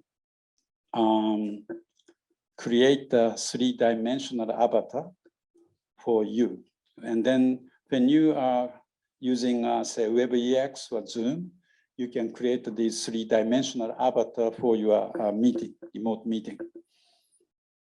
So here's just a matter of second. You can just rotate in front of a single camera. They capture the 3-dimensional images. And then they are creating like something like this. So this is your remote meeting. Okay. Yeah, maybe they need more update for the 3D avatar. Some people didn't like this, but anyway. So the last one is the data-driven intelligence communication. Professor Torisawa was key person working on this project at the Universal Communication Research Institute. We have something called the WisdomX, large-scale web information analysis system that started back in 2015. And then they are actually using deep learning technologies 2 years ago. And then this facility is available, but compared to, let's say, OpenAI or ChatGPT, again, there's limitations. I often talk to him, but he said, no, we don't want to give hallucination, or we don't want to give a false information to the public. They don't have a prompt engineering technology in here, but if you ask something, why or how, they can find out the solution from the answer from the web space. They capture the over 6 billion web pages, mostly focusing in Japanese web space, getting a 6 billion web pages, and then they train that, and then they say, what problem can AI solve in an aging society? Answer is locomotive syndrome, shortage of doctors. How can we scale up quantum computers? Use superconductivity, parametron, use diamond, keep them at the very low temperature, topological quantum error correction, and so on. So these are some Q&A facilities. And then again, our group is more like a mission-oriented. So he extended this technology to two directions. One is more like solving the social issues of our aging society. So MIXAS is a multimodal interactive care support system they create under the cross-ministerial strategic innovation promotion program, SIP, we call SIP in Japan. Around 5% of Japanese population are elderly people who need special nursing care in their daily lives. So most of them, they go to a nursing house. And then the problem is labor force in nursing care. They have to monitor the individual elderly person, and then they have to make a report. And then this making a report is very tedious work. So they would like to automate by using this mixer system. So this is their result. They said preserve the health condition with frequent chat. So not only the rule-based kind of conversation, arbitrary conversation they can do, and then they can picking up the very important information from the elderly person. And then they can actually not only improving their elderly person's health condition, but also reducing the workload of the task force in the elderly care house. Okay, so here's the one. I'm a little bit over the time, but just trying to show. Sorry, this is in Japanese, but so they trying to emphasize the multimodal interaction. So they look at the face. どうぞよろしくお願いします。普段の食事についてお聞きします。毎日しっかり食べていますか？胃腸の調子がいいからね。And then they're checking the 毎日しっ facial かり食べ expression. ているんですね。 And それ then に今日はご deep 機嫌良 learning さそうで detect す that ね。 it says それで yes, はもう my 少し condition, 食事について my お聞きし condition ま is す。 not bad. 最近食べたもので何が美味しかったですか？ So that was a 最 good 近 food. 納豆にハマっててね So、she said, 卵を入れると美味しいよ。 she said, I'm like in a natto, Japanese そうなんですね。 natto, わかりました。 fragmented soybean. ウェブでみんなが何を言っているか調べてみます So ね。 this guy 納豆を is 食べると checking 腸 the 内で web 納豆 space. 菌が増え And て then 腸の if 働 you きが eat the 活発にな natto, るといっ there た are 情 these 報があり kind ましたよ。 of recipe available. そうなんだ。納豆は体にいいよね。納豆に Something like that. This is just a chatting, but they trying to extract health condition through the chat. And then another aspect they were working on was the disaster information analyzer and summarizer. So this one was actually commercialized by NEC to the public, and then especially local government, many rich local government, I should say, are purchasing the service from NEC. We did experiment in Kobe cities several years ago, up to over, I think, 10,000 people, 10,000 citizens jump into the exercise, and then they use the this kind of mobile phone-based information analyzer and summarizer.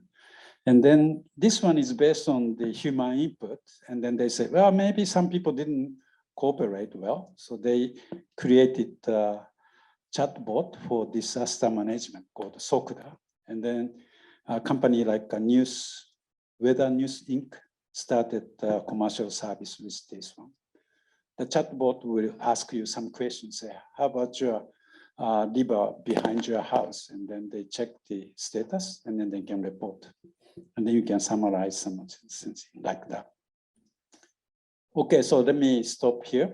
And thank you very much. And then I hope we can keep collaboration between RIKEN-AIP and NICT Center as well. Thank you.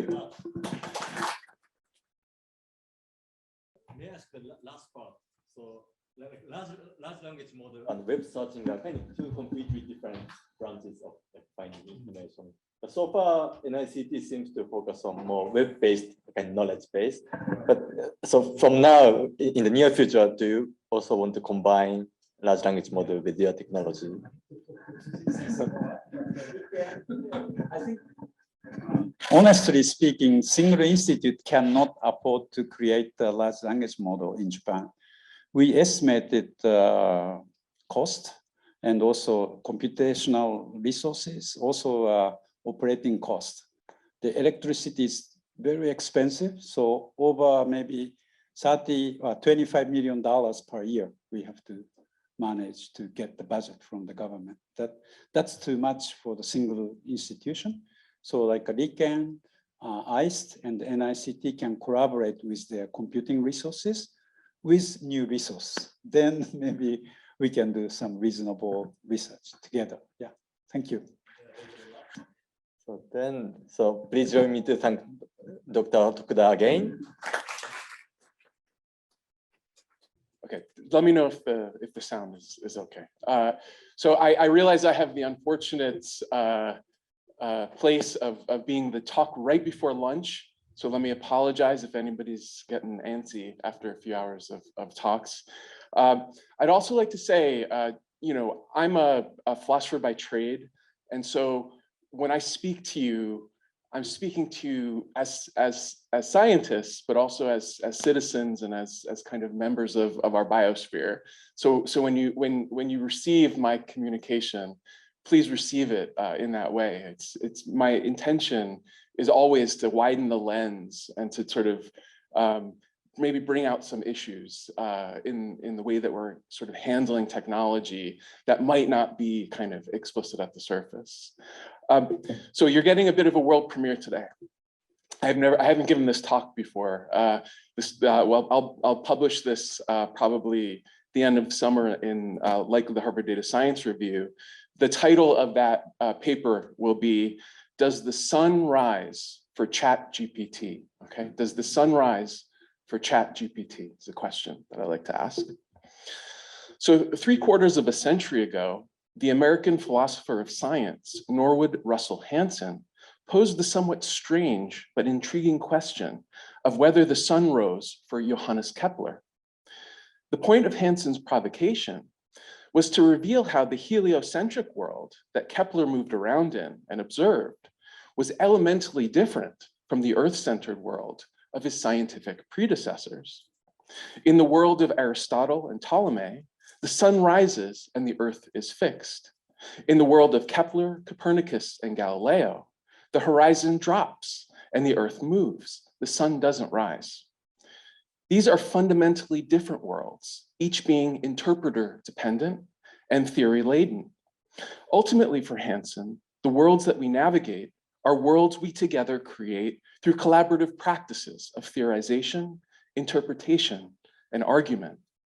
They are thus worlds that, through the power of collective world-making and scientific discovery, can fundamentally and paradigmatically change. Hansen's question gains new significance in the rising era of large language models and generative AI.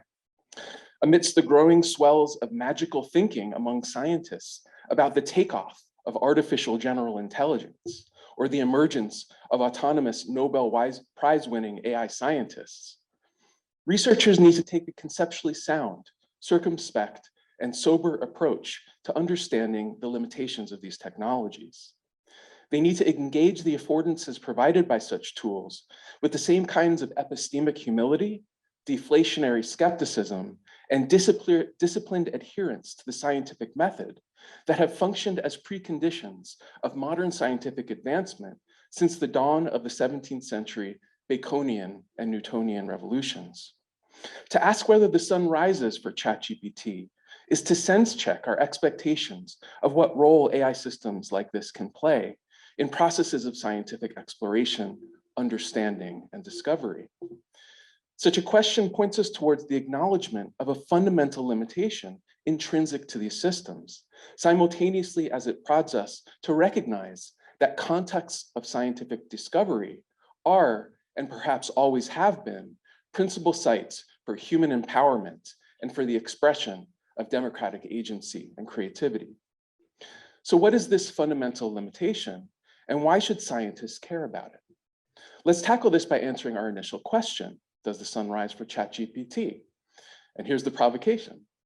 It might be rightly said that the sun doesn't rise for ChatGPT or any other generative AI system, because such models don't even have in a charitable sense, access to the meanings of the words sun or horizon or world, or for that matter, a rudimentary capacity for sense-making, theorization, interpretation, or truth.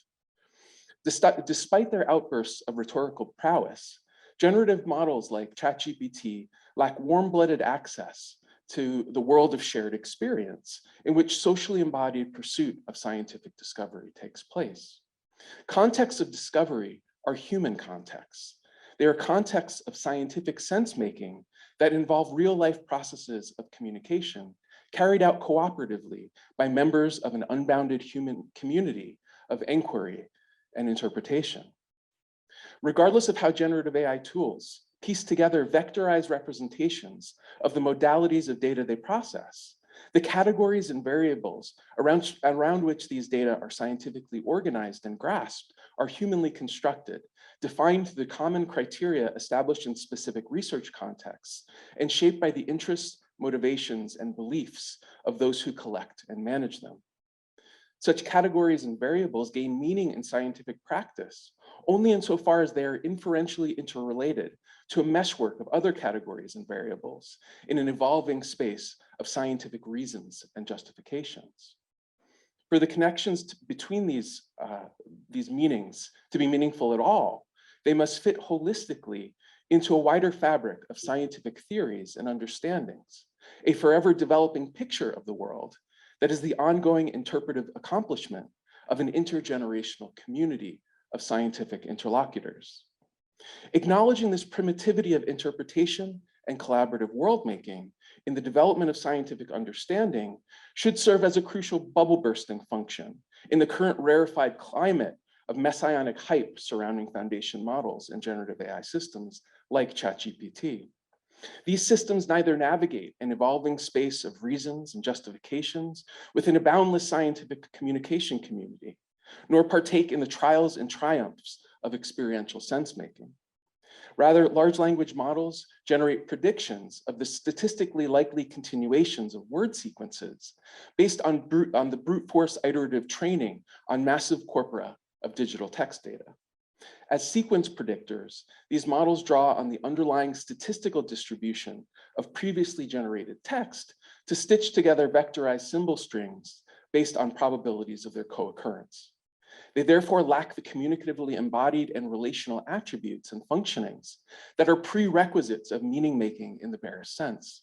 They do not inhabit the lived reality, wherein speaking and interacting members of the human community together build and reproduce a common world of shared experience, using the agency of language to convey intention, to assess and establish truth, and to cope with the myriad problems of existence. In this way, they lack the basic capacities for intersubjectivity, semantics, and ontology that are preconditions of the sort of collaborative world-making which allows scientists to theorize, understand, innovate, and discover. It is for this reason, and for reason of precisely this limitation, that notions of AGI or autonomous AI scientists are a matter of science fiction rather than measured scientific aspiration.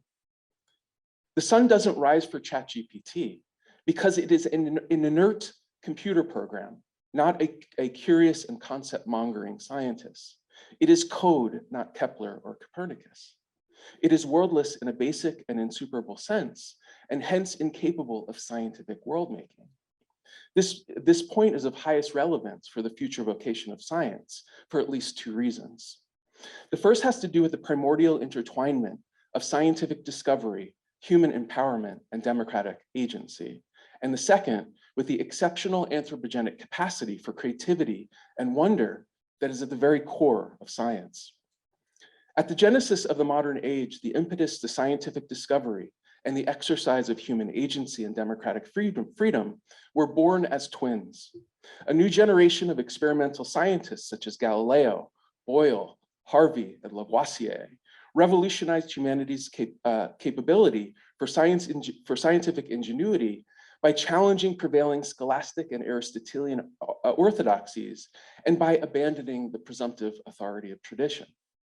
These researchers conceived of science as a humble, methodological, and cooperative exploration of shared experience, a firsthand but self-admittedly fallible examination of the world that assumed an uncompromising, see with your own eyes attitude, and that met all existing claims to truth with the mantra, de omnibus dubitandum est, doubt everything, take nothing for granted. These scientists viewed the pursuit of scientific discovery as a civilizational endeavor that had to be forged in a crucible of open-ended, collaborative problem solving, and that could be actualized only through painstaking and ever provisional forms of experimentation, reason-giving, and consensus formation. Modern scientists along these lines became responsible to each other for making sense of the world and for creating and reproducing the commonly held vocabularies that alone could shape the possibilities of their innovation and their insight. Alongside its role as a systematic approach to expanding human understanding, science and the vocation of scientific discovery consequently became a principal site for the expression of democratic agency, critique, empowerment, and collective ingenuity. Such an emancipatory ethos of modern science sits in a potentially uneasy relationship with the kind of machine-led and data-driven modes of research and innovation that have been ushered in by the rising age of ChatGPT and generative AI.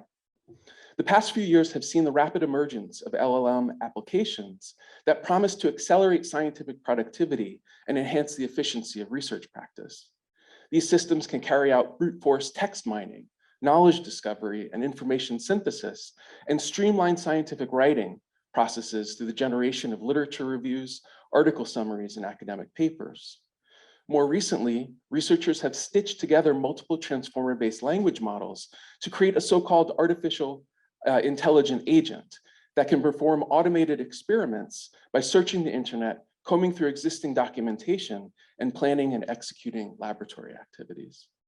Across all these applications, a singular danger to the integrity of the modern scientific ethos arises in the growing reliance of scientists on what we might think of as the brass-bound authority of the given. Data-driven AI systems like large language models are at bottom driven by the given. Datum, the singular form of the word data in the original Latin, simply means that which is given, that which is to be taken for granted. These technologies are trained by ingesting vast amounts of data that derive from the digital traces left by human activities and interactions of the past. They work by identifying patterns which emerge in the statistical aggregation of these datafied behavioral residua and drawing on them to produce anticipatory calculations about the present. In the case of ChatGPT, about what the average user, the prediction subject, wants to know, see, or hear. The authority of the given takes hold precisely at this locus of prediction. Prompts are entered to query these models about the yet to be known, and they return results by deploying inscrutable mapping functions that pick out correlations predicated on the presumptive authority of the past. In virtue of their size and complexity, such models wield the authority of the given with an opacity that the querier cannot query. The substance and soundness of the rationale behind their predictions cannot be accessed or questioned. They consequently exercise an unchallengeable computational command over the uncertainty of the yet to be known through extrapolations of concealed patterns of the past, bringing the future into a calculative but impenetrable relation to the present, while simultaneously rendering predictable the expectations and interests of inquiring users. It is exactly in this exercise of the unquestionable authority of the given that the democratic and transformational ethos of modern science is put most in peril. To begin with, the indiscriminate use of large language models in scientific research could insidiously entrench the epistemic and cultural hegemony of dominant groups, and more generally of the privileged portions of humanity whose endeavors have been digitalized and represented in data. By baking in and reinforcing the authority of the knowledges, beliefs, and values that have originated in the past activities of the dominant and the privileged, these systems bestow tremendous advantages on those in positions of institutional and agenda-setting power, and those at the epistemic helm of prevailing scientific paradigms. The reason that this cuts to the core of modern science lies in the gap that exists in its lived practice between the ideals towards which it strives and the fraught realities that frame its incarnate undertaking. Notwithstanding the emancipatory ethos and normative grammar which have supported its modern advancement, science is concurrently and co-equally a set of materially embodied social practices. As a historically evolving space of knowledge production, epistemic contestation, and collective sense-making, it is a complex of norms, practices, and institutions that are inexorably shaped by socio-historically embedded legacies of inequality, discrimination, coloniality, and injustice.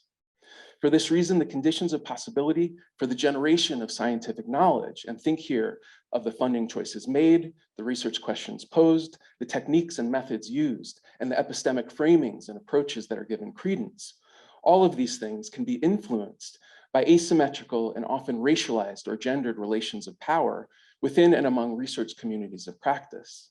Similarly, the enabling conditions for scientific knowledge generation can be shaped by the systemic marginalization of minoritized or discriminated against agents of knowledge production, especially those situated in the non-West and the global South, and by inequalities in research resources and capabilities and know-how deriving from legacies of imperialism, classism, and socioeconomic inequity and deprivation.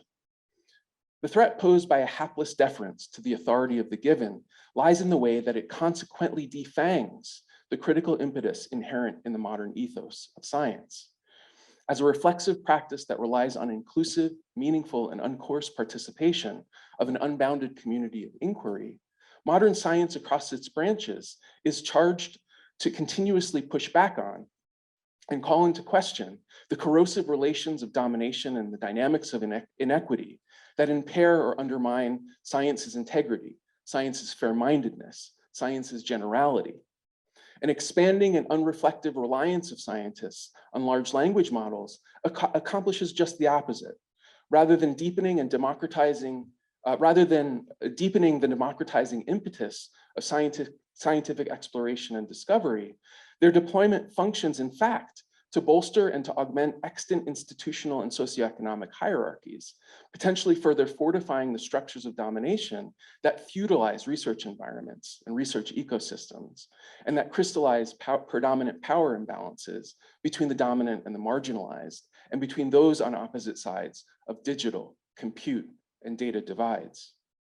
Still, the hasty proliferation of a scaled deference to the authority of the given among scientists who come to depend on large language models cuts a layer deeper, threatening to metamorphosize the very activity of science and the identity of scientific researchers themselves. To be sure, a mass reliance on large language models like ChatGPT and an uncritical ceding of processes of scientific exploration and discovery to the authority of data-driven algorithmic models promises to stamp out the flames of scientific originality, ingenuity, and world-making. An innovation-crippling dynamic, which if left unchecked, could lead science into a new dark age, characterized by paradigm lock-in and creative arrest. The activity of science is an activity of relentless questioning. No individual scientist can have the last word in any matters towards which members of the scientific community collectively direct their problem-solving efforts, leaving each of them no choice but to continuously speak up, to ask each other why, to demand reasons from one another, and to seek out defects and oversights in existing arguments, evidence, and observations. The vocation of science, first and foremost, involves taking part in an interminable community of inquiry and intellectual search in the service of a collaborative pursuit of the yet to be known. On the contrary, compliance with the authority of the given forces the activity of science in the opposite direction. The past web of scientific understandings and theories that has congealed and hardened into the language model becomes subtly and digitally veiled dogma. And the creative overhaul of scientific paradigms, as well as the discovery of new, previously unimagined realities, become ever scanter possibilities. The black box quality of the model, moreover, annuls the persistent questioning that is the very essence of scientific exploration. The machine as oracle and augur has the last word. It halts the thrust of inquisitiveness that is the lifeblood of the modern scientific calling. Here, the relationship of the scientist to scientific discovery becomes one of world-taking rather than world-making. Scientists are no longer creative agents who trade in the peradventures of an open and indeterminate future, seekers of unseen worlds to come, creators of new universes. Rather, they become prediction subjects, consummately calculable in their interests, expectations, and imaginations, and obedient in their acceptance of the computational output as a kind of article of faith, as a fortunate bequest of the irresistible authority of the given. This is the second mortal threat to the future of the vocation of science, an endangering of the exceptional anthropogenic capacity for creativity and wonder that is at the very core of scientific world-making per se. From Anaximander and Ptolemy to Kepler, Newton, and Einstein, and beyond, the capacity of our species to discover new worlds afresh through revolutions in scientific understanding has been at the very heart of our ability to progress and develop. We are a species that is unconstrained in our pursuit of the boundless possibilities opened by the infinite generativity that derives from our unique aptitude for language, interpretation, and theory. And this has, since time immemorial, driven the restless and indefinite impetus of science itself. In the end, as Einstein observed, it is just such an exceptional human capacity for the yet to be known, the capacity for wonder and the mysterious, that stands at the cradle of true art and true science. So I want to conclude by zooming out a little bit more, just for a moment, and placing the rising age of large language models and generative AI on a longer arc of the story of artificial intelligence as an axial technology, a technology that puts us at a crucial axis of choice in our civilization's history. In many ways, the swift metamorphosis of the computer age into our present era of omnipresent internet communications, network devices, and mobile connectivity has ushered in a societal sea change. We increasingly live in a dynamic and integrated digital world where connected machines containing countless sensors and sites of behavioral measurement intermingle with ever-present algorithmic systems and cloud computing platforms. Amid such an incipient computational ubiquity, artificial intelligence technologies are progressively more being directed at an unbounded problem space, an increasingly limitless field of potential applications. Indeed, as AI systems are ever more coming to play a constituent role in the critical digital infrastructure of connected society writ large, the breadth of their impacts is expanding in kind. In this cyber-physical condition, algorithmically personalized services reach into the private lives of targeted decision subjects and have an active curatorial hand in real-life processes of identity formation, concurrently as scaled computational methods of attention mining, relevance ranking, popularity sorting, and trend predicting steer the digital public square, influencing and organizing the way citizens can interact and engage in the political, cultural, and moral life of the community. Meanwhile, as AI models continue swiftly to grow in speed, scale, and complexity, with the explosion of big data and the exponential enlargement of computing power, scientists are gaining new capacities to alter the very constitution of nature. Such unprecedented technological affordances are enabling them at the microscopic level to effectively engineer the molecular building blocks of life and to reprogram the genetic code of all earthbound organisms. Likewise, they are facilitating scientists' ability at the macroscopic level to manipulate the climate at the planetary scale through the re-engineering of the composition of the Earth system itself. Now, while boosters and pundits alike have embroidered this expansionist trend, calling AI the new electricity, the single most influential human innovation in history, or simply humanity's final invention, one thing remains clear. The pervasiveness and innovation spawning character of AI makes it a general purpose technology, which is transforming who we are, how we live, and who we aspire to be. AI is, however, not simply a general purpose technology par excellence. Taken together, the potential penetration of AI into all sectors of society and the protracted aggregate impacts of its knock-on effects in other innovation domains means that it is more essentially an axial technology, which is placing humanity at a kind of turning point, a kind of axis. That is, as these technologies are becoming gradually more pervasive across all domains of human activity, as the scope of their impacts increasingly stretch from the depths and shallows of personal intimacy, individual well-being, and social connection to the fate of the biosphere itself, humanity is, for better or worse, being drawn closer and closer to a kind of critical threshold beyond which its social reality, its world of shared experience, could fundamentally and perhaps irretrievably change. AI is axial in the sense that it places the direction of this change in the lap of the moral agency of the present. It places us humans and the manner in which our values, motivations, and choices steer the gathering energies of technological advancements in AI at the axis of choice, which will determine the trajectory of this change, whether it veers towards the advancement of human well-being and the public good, or towards possibilities for the potential irreparable harm to fundamental rights and freedoms, and for the humanly prompted generation of global catastrophic risks. Large language models and generative AI applications are axial in just this sense. On the one hand, these technologies hold huge potential to serve the common benefit of humanity. To borrow from Zvi Grilish, his famous formulation, the proliferation of the use of transformer models and generative AI in scientific research processes heralds the discovery of a method of discovery, the invention of a new set of research tools to support and enable novel pathways to insight, innovation, and ingenuity across the full spectrum of physical and life sciences. This can be seen across a range of results, from the detection of physical symmetries and anomalies in high-energy physics, to the data-driven discovery and optimization of drugs, proteins, chemical compounds, and other engineered material like semiconductors.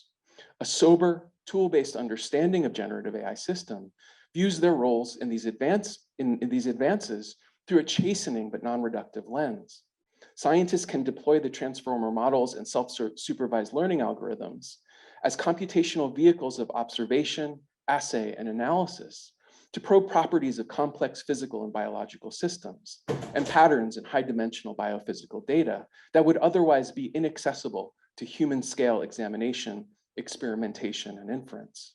This will open countless possibilities for scientific discovery across every discipline of the contemporary natural and applied physical sciences, placing human ingenuity at an apex of its capacity to create new and better future worlds. On the other hand, however, the hasty and unreflective development of large language models and generative AI could lead to catastrophic consequences for our species and our biosphere. As I have argued here, these systems could undermine and supplant the delicate coalescence of human empowerment, creativity, and democratic agency that has been an enabling condition of modern science, leading to paradigm lock-in, an erosion of research integrity, and an impoverishment of the reading, writing, and critical thinking skills of scientists and their students. Likewise, in the wider social and cultural frame, the irresponsible development of such technologies could lead to the scaled production of disinformation, misinformation, propaganda, and hallucination, undermining social trust and the integrity of interpersonal communication, and flooding the digital public square with misleading and non-factual content. It could lead to an amplification of hateful, harassing, and abusive language, and of the harmful social stereotyping and the discriminatory behavioral patterns that have been baked into its training data. It could lead to the massive exploitation and elimination of skilled human labor by generative AI tools that have been trained on the data produced by such labor, and then automate, replicate, and replace associated productivity. It could lead to the unsustainable centralization of power by those few corporations which control the means of production for foundation models and who control data and compute infrastructures. It could lead to massive biospheric harm and the degradation of planetary health downstream from the environmental costs of compute and data storage, and by the carbon emissions generated by the manufacturing of corresponding hardware and infrastructure. Large language models and generative AI are therefore axial technologies in precisely the sense that they uniquely hold the key, both to the potential exponential advancement of human well-being and to possibilities for the humanly prompted generation of catastrophic risks. It is as yet humankind that must ultimately choose which direction the axis will turn, whether it is towards pressing the limitless potential of scientific discovery into the service of the future flourishing of our species and the sustainability of our biosphere, the summum bonum, the greatest good for all, or towards racing under escalating competitive commercial and geopolitical pressures to the anthropogenic realization of its most destructive possibilities, the summum malum, humanity's greatest bad. Let me close then by suggesting that in considering the choice between engaging recklessly and irresponsibly in a triumphalist sprint to some non-existent technological finish line, and embracing a more planetary vision of AI innovation as a global public good, we must engage first in a critical self-reflection on the greater intergenerational responsibility that attends our exceptional possession of the moral agency of this choice itself. It is a choice not simply about the values and qualities that will shape the prospects for the future flourishing of life, but even more fundamentally about whether or not we are at bottom capable of collectively upholding the worth of its very sustainability and survival.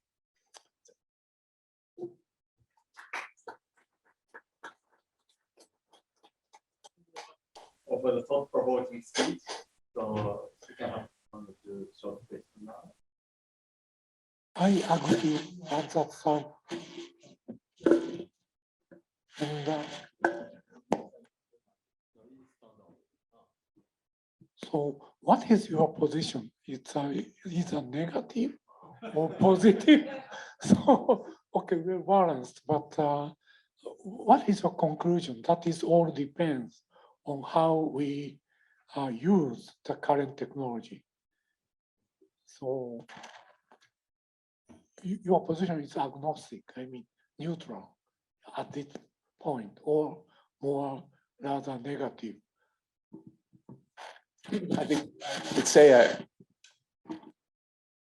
I would say I'm definitely not neutral insofar as I think the purpose of the paper is really to, I mean, it doesn't say this explicitly, but you know, we all have a very nice rhetoric of human-centered, right, AI. I mean, it's part of, you know, Japan's own, you know, national policy about AI, right? It's part of the work that I do at the Alan Turing Institute. It's all about human-centered AI. But what do we really mean by that? What we should mean by that is that we prioritize democratic governance of technology, that we prioritize society-led and mission-driven approaches to technology. And what I see at the moment is very different, right, in this world of generative AI and large language models, right? It's going through a rapid breakneck industrial revolution, right? And the reason it's sort of going at this pace is because we're still in a culture of move fast and break things, right? That's where we are. That's simply a reality of our our global political economy and tech ecosystem. So my position, and the one that I would argue should come out of the paper, is that we need democratic governance of the technology. We need to have a society-led approach to how we're going to control it, how we're going to regulate it, how we're going to develop it, what's good and bad about it. And that's not what's happening right now. Depends on human nature, because human nature is sense. And big company are competitive with or scientists are competitive with each other and so on. And we have different value system, different countries, and they also competitive with each other. So it's not really so simple what say we are human centric. Yeah, Everyone is problematic. Yeah, I mean, I agree with this. You know, we live in a modern plurality of values, absolutely. But I think the one exception I would take to what you said is the ethos of competition is something which is absolutely foreign to the longer arc of our civilizational history up until economic modernization, right? And yet the orthodoxy, the neoliberal economic orthodoxies that arise in the way we see the world, that competition is just a matter of human nature, right? That's the result of a very limited frame of humanity that's emerged over a very short period of time. There's another kind of world which I'm involved in, which is this world of thinking about how we can apply fundamental rights and freedoms and more inclusive and intercultural visions of values to govern technology and to provide common vocabularies for the governance of technology. And so I think I agree that it might seem kind of naive or even Pollyanna-ish, right, to say human value, you know, yeah, that we can make that turn. But what's the other choice? To put the hands up, right? And to say, big tech, you know, geopolitical power, you won. I mean, I don't think it's an option. To what extent is your worry or the kind of risk you have talked about associated with the centralized operation, centralized management, data and control of those technologies, AI technologies by very limited privileged part of the world? If that is the case, then maybe the kind of decentralization and that I talked about yesterday could solve your worry together with this new kind of data-oriented dominance or governance mechanism. What do you think about it? I think we need creative approaches such as the one that you presented yesterday, which would decentralize as you argued, but also autonomize the way that we handle our data ecosystems, right? So, you know, one of the big risks that we have right now is we are entering into a world of computational ubiquity. So we live in a world of cyber-physical systems. The Internet of Everything is coming, right? And so there'll be more measurement. There'll be, you know, more potential control of our agency through the way data-driven technology makes things easier for our lives. All of the things that you hear within the buzzwords of kind of contemporary, you know, AI boosterism, and that's all good and well. But if we're not in the driver's seat, right? There's a sense in which human agency. Michel Foucault he's talking about the loss of agency in modernity, and he's got this image of someone who draws a face in the sand when the tide's coming in. I mean, we'll simply be that face in the sand, washed away by the tide. I mean, it will be a futurity if we don't have approaches that create autonomy.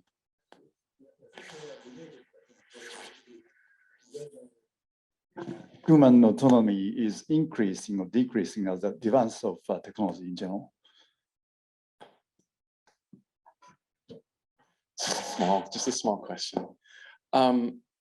So one argument, I think this is the argument that I would kind of subscribe to, and actually it's something that we explored in Path AI, which is to say, Path AI was a project that we did at the Alan Turing Institute with with RIKEN actually.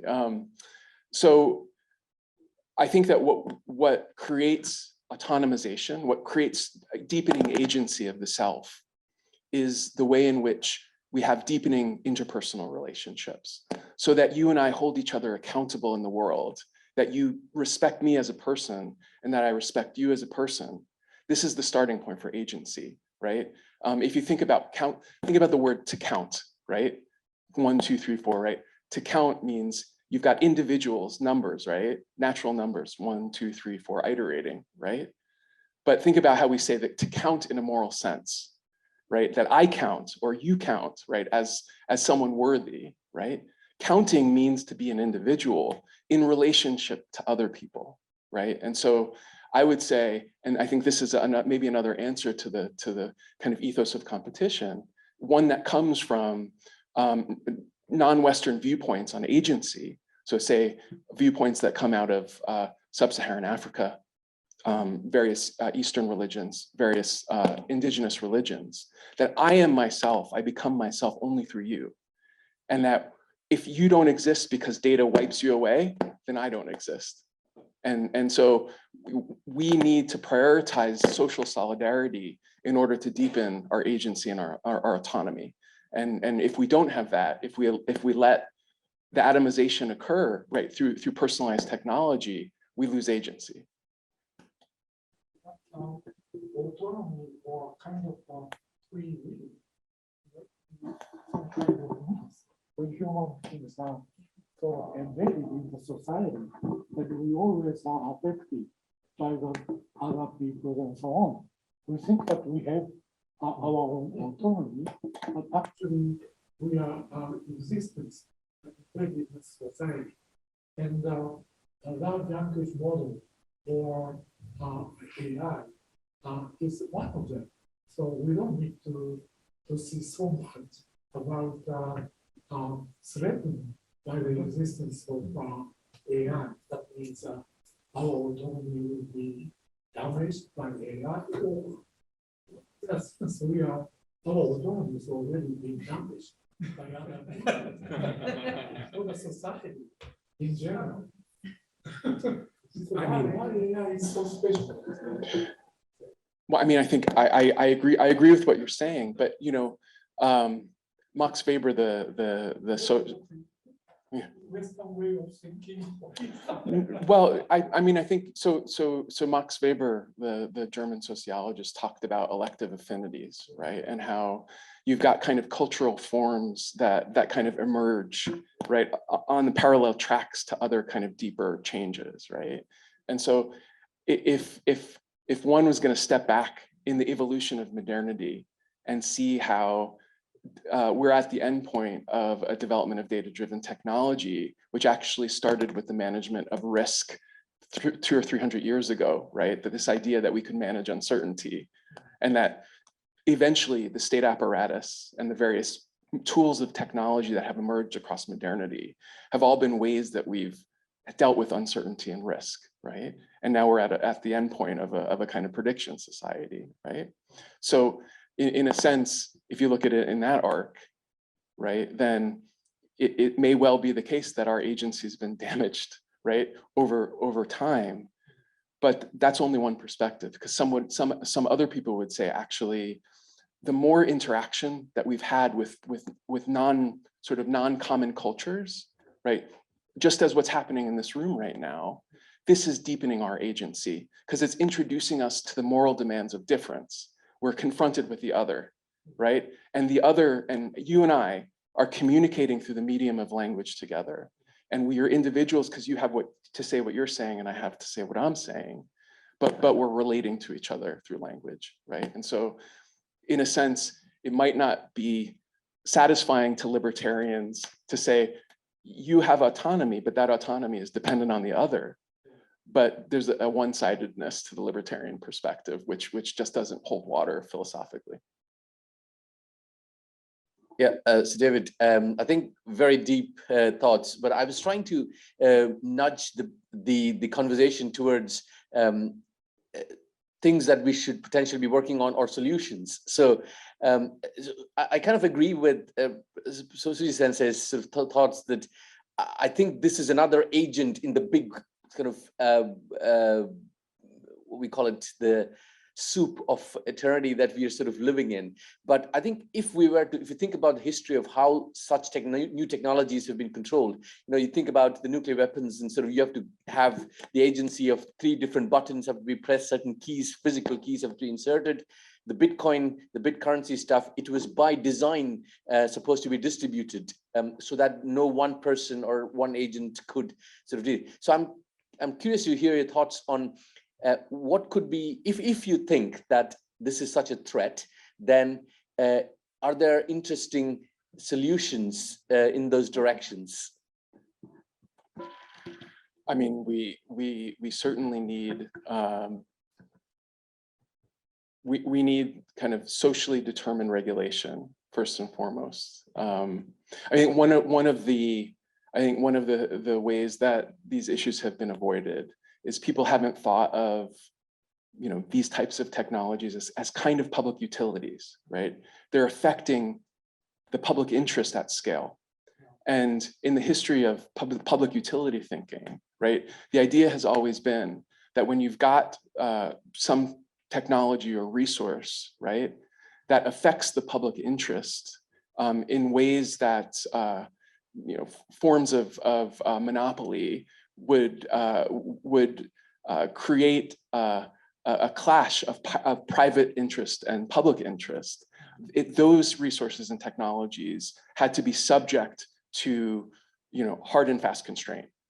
And I see, this kind of this time that we're entering into, as I said, this invention of a new kind of method of invention, right? The discovery of a new method of discovery.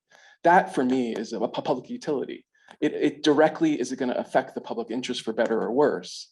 And that's why I make the argument about an axial technology. Because we had the same argument with GM food that was modified, genetically modified food, and then it sort of died off.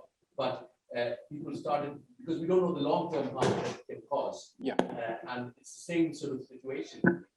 And so obviously it's not so hot on the agenda right now, but I don't see that to be that different from that kind of debate. I mean, I think it is different because we do know that that these sorts of computational systems have caused much social harm already. I mean, in terms of existing discriminatory outcomes of the scaled use of certain systems, the various deteriorations of informational integrity and information plurality that have been the result, right, of the kind of concentration of power and the gatekeeping among very few people who are oriented to profit in attention mining, right? So we know that there are harms. Yet we are still using this technology. So, like, I mean, but Seitha, what we call that? We call that oppression, right? We call that oppression. I remember there's a story of Kaczynski, United States. He sent the booms to scientists because he believed that the science developed finally will destroy human, particularly for human freedom. Then are there some psychological conclusion about this kind of view? I mean, in a sense, so there's a sense in which that story, the Unabomber story or whatever it is a common trope in the history of technology. So you could even look at the Luddites, right? That broke the weaving, the weaving machinery, right? As a kind of a reflex against technological change, right? And that has psychologically, I would say, been a trait that has been common, that when you have rapid change, how are you going to react to it, right? Some people will be the doomers and the gloomers, right? And there was some doom and gloom, obviously, in how I was presenting it. But even that being said, I think it's important not to caricature the seriousness with which we need to handle the governance of technology. Because at the end of the day, as I hope came through in my talk, right? The idea isn't, right, that there's some conspiratorial kind of impetus of technology that will end freedom and all of this. No, the argument that I was making is that we're at an axis of choice, right? We know that technologies like this render me or you a prediction subject, a subject of prediction, as opposed to an agent that makes choices, right? We know also that these technologies can be used to enhance our own agency and our own ability to communicate with one another. Like we know that it has this kind of axial character. And so, yes, there's one side, the Unabomber represents perhaps a conspiratorial pathology in the same way that the Luddites have been kind of excoriated in the history of thought. But I think we need to handle it with the two-sided view, the kind of dialectical point of view. So let's thank David again.